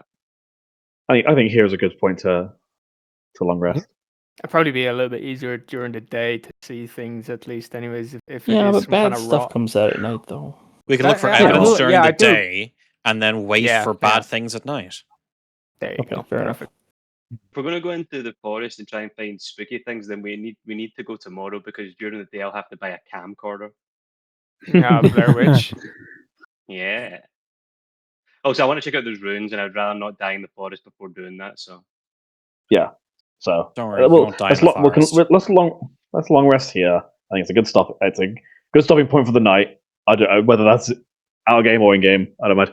But yeah, okay. Yeah, I agree. We should go to bed. It was good to bed. It was a good meal. It was a good relaxed environment.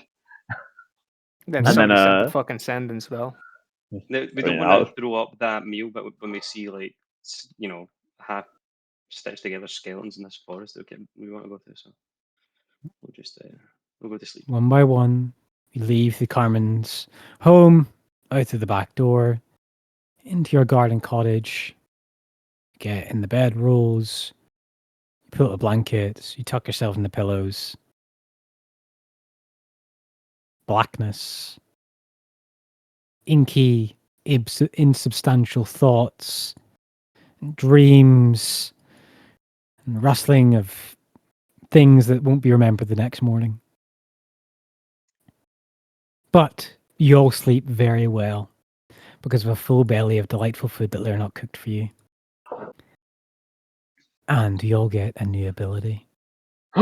As second petals of the white rose are now on your persons.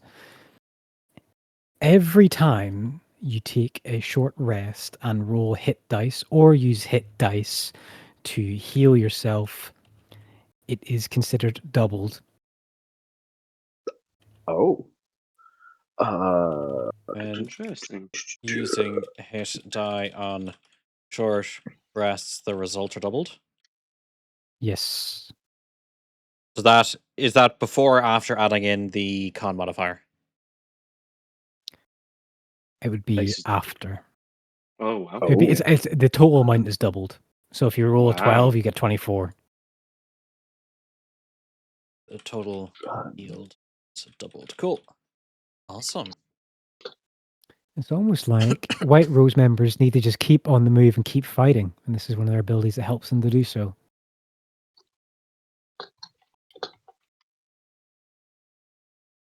It's sometimes a sprint, it's sometimes a marathon. And this ability helps you fight if it's both.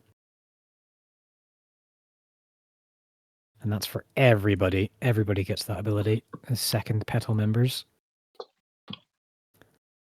And let's do piety.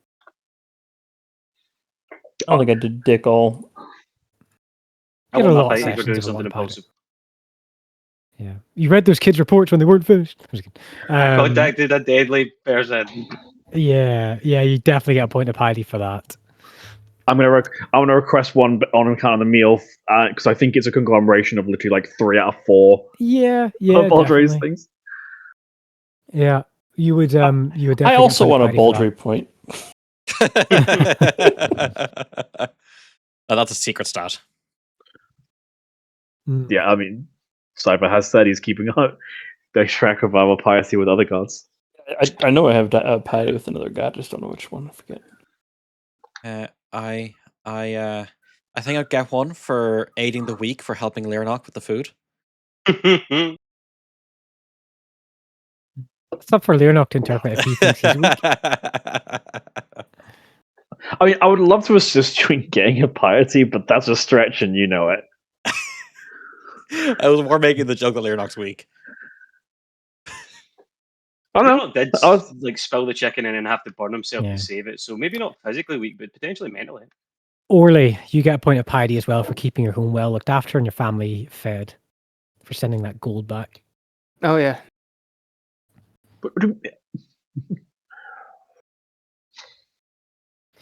Nice. That was a super fun session. Yes. Oh, bye. It was just the bot. Someone? It was just the bot. Oh, okay. I was gonna. I thought he thought someone was like, "It was a good session." Bye. It was so funny, man. Yeah. I literally thought someone was like, "All right, we're done." Bye. How was the music? Everyone enjoy it? Yeah, that was good. Yeah, pretty good. Yep. Good. Nice, good, and good, good. it was never like overbearing or anything. So it was kind of just nice ambiance. Ambiance. Ambiance. All right, let's look when we're playing next.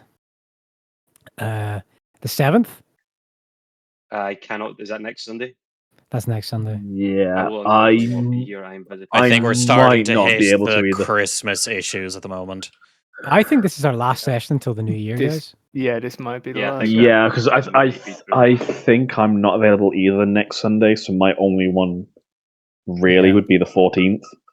4th of January. I should be back home by then. I'm good for it. I should be fine then, but I do fly back to Canada on the 3rd, so if I'm a bit tired, it could be that. But I should be able to show up. You could just Okay, play a so tired dwarf. just sleeping off that food. That's all. I'm so glad that went well. No, it's been about 24 hours since Thork ate that huge fucking piece of meat, and then he just wolfed down extra chicken. The real question: which was better?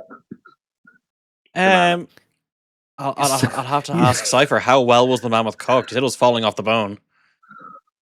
It was brilliant. Thorix clogged the outhouse. Motherfuckers! I'm gonna have to have a cook off against them. That's a joke, by the way. Don't write that in.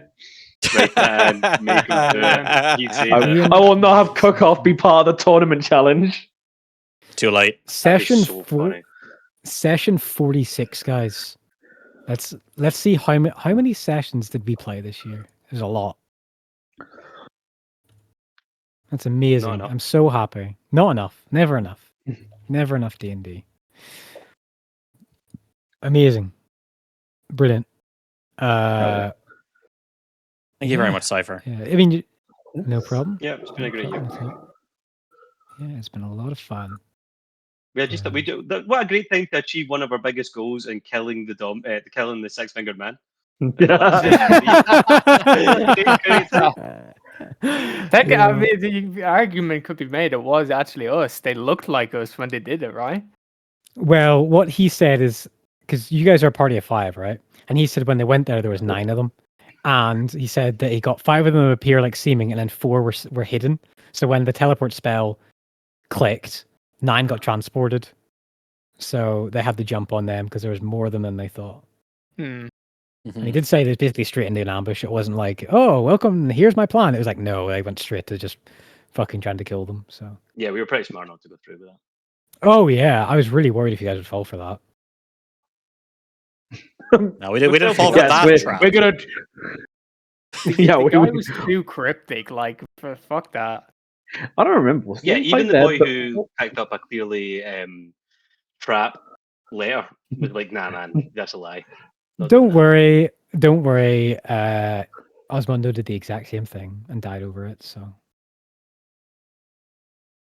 All of our Wait. characters have done dumb stuff. I'm gonna have to say goodbye.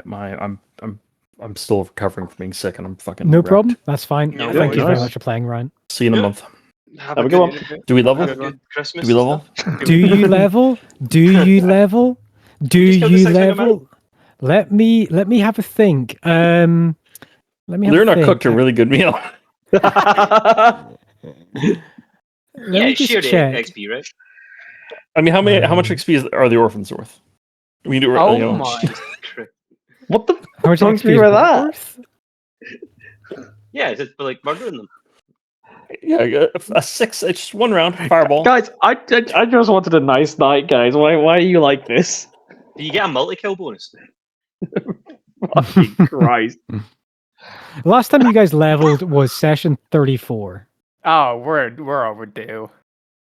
Wait, what was it? Ah, we're No, only no, on we- 42. No, we'll You're come more 46. back. That was 45. That was 45. Oh, okay. Yeah, what the hell's going on with this XP? We've been talking. That's all. We haven't been killing dragons and stuff. That's true. it. No. Hang Hang on a second. It is a worthy point to bring up. You've fought the Torment Tamer. You did that Shahagwin fight. You've been in Oakheart. You've been making discoveries. You've been progressing your own quests. When was that? It was We've been putting the up with Tame. Hydra? You've been putting up Was with the Tame, which is Oh, worth 11 in and of Tame, itself. bro. Yeah. Tame, the Hydra? Tame himself. Was the Hydra last time Yeah. we leveled? The last time you leveled was when you got back from the City of Bones. Wastes. Calamar. City of Bones. Oh, that wasn't So- even that long ago. Yeah, I wouldn't. No, you guys fought the Mist Peak people, Yeah. whatever you call Yeah. them. I mean, fought is a strong word. They fucking kicked my teeth in. Yeah, we sort of Like, just let Leonard holy stand there and shit, be I honest. got fucking battered in that fight.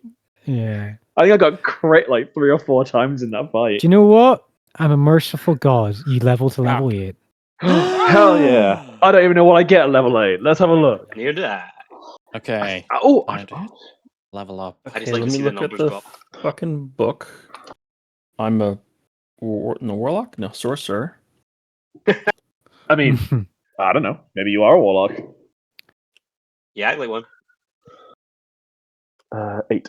Oh, ability score. Oh, I know what I'm getting. This is going to be Yeah. the I think quickest level everybody up ever. gets a feat. I think everybody's picking a feat as well. Oh, sure, it is also just a feat now. It's not, because ability is a feat. No, because I- feats improve your abilities by 1 as well now. So Yeah. Oh, so I get an extra I- foot. My speed will go up. Ability score improvement. What am I going to improve? well, you pick a feat. We can't Or you do could do- a I think- Sorcerers, dude, I don't. There's no good feats for me. They all kind of suck. I think you can do a feat or an ABI. I think it's either plus. Well, 2 it's the fact that ABI is a feat now, but yeah. that's how it's like. So technically speaking, you always get a feat, but one of the feats is you increase your stat by 2 instead of 1. Yeah. We should probably roll hit dice if you guys are doing that as well. Yeah. Or in your own time you can level from any point now until the next session. I don't feel like you need the pressure to do it What right now the and make a decision. fuck is my hit dice? Is it 1d8? 6. It's 6 for a sorcerer. I'm Yeah, going you're to hold squishy as off fuck. on the hit die because I've Oh, been level 8 flirting with feat. the idea of a possible multi-class. All right, okay. What do you think? You gonna be a warlock of the maybe- Dominator? No, not really. That's an fucking no, not another one. That's We an don't need a option? second one. I was thinking It's all just warlocks. because of RP wise, mostly kind of like going into the druid a little bit. Probably a Yeah, terrible idea in regards to play style, but I don't know. It could be cool, kind of narrative wise. Have you thought about doing a Fuck level you. in paladin? Reroll one. Reroll a 1. Oh, Say cool. again, Sean? Have you thought about doing a level in Yeah. paladin? Hey, there you level go. in warlock? Let's try that third time. Have you thought about doing a level in paladin and a level in warlock? Uh, I've heard it's quite. No, because he's not a message oh, gamer. you right? Okay, you're talking about dipping. I don't want to. No, I want to try do something narratively. Okay. Or How do I set my How do I set my XP, guys? no idea. I just always said level up. I never took XP. Yeah, I think I'm just doing level up as well. I think that's what I'm going to do right now. I Level think. up. All right, Lernok, what feat have you already picked for this level about 10 sessions ago? I'm pretty sure I'm taking Warcaster again. Again? Yeah, because remember this when we made the characters originally, we all started with a feat. Yeah. So I started the character, and then we changed to 2024. We lost that feat, so I'm going to be regaining that Warcaster, and I'm probably going to be buffing up my charisma to 20. I'm just double checking resilient because I think how it used to be was you pick a stat, you get +1, and then you get proficiency in those saves. I'm wondering if I could basically if you can do them on different ones. Which one are you talking? No, Resilient ignore me. Yeah, I was thinking of can I do resilient? Take the point in charisma, but then take Constitution saving throws. You can't. It is literally this. So yeah, I'll be taking Warcaster. I think I might go for defense. So as long as I'm wearing light, medium, or heavy armor, I get +1 to AC. Do you mean defensive duelist? No, that's a fighting style, isn't defense it? 2024. Fighting style feat. Oh, that's a fighting fighting style feat. Oh, does that mean I have to have something I else? That's what you get from being a fighter or something like that, or a paladin. Yeah, General feats. paladin. It's general feats you get with an ABI. Yeah, if you look at the prerequisite for that feat, fighting style feature. it should say it. Yeah, ABI. Choose one ability score to increase by 2, or increase 2 ability score by 1. This feat can achieve an ability over 20. Yeah, you can just take an ABI for +2s or something if you want. Seeking save. Oh shit! Wait, do I get 3rd level spells? Maybe. You could take Heavy Armor Master or Charge. No, I don't. I don't know why it's giving me a 3rd level spell slot. Oh, it's because never mind. Ignore me. That's created through the water I'm getting from piety. That explains it. Got you. I get Divine Strike. Nice. You can actually hit stuff with your hammer now, and not it's being sucky. Well, I can. I could do damage with my hammer. The problem is that I cannot hit stuff. Mate, with the you hammer need to because cast my Flame strength Blade is with your bad. piety ability. Oh yeah, I could do that as well. Forgot about that. Athlete is tempting. I Again, gain a climb speed equal to my movement speed. Hopping up from prone only costs 5 feet of movement.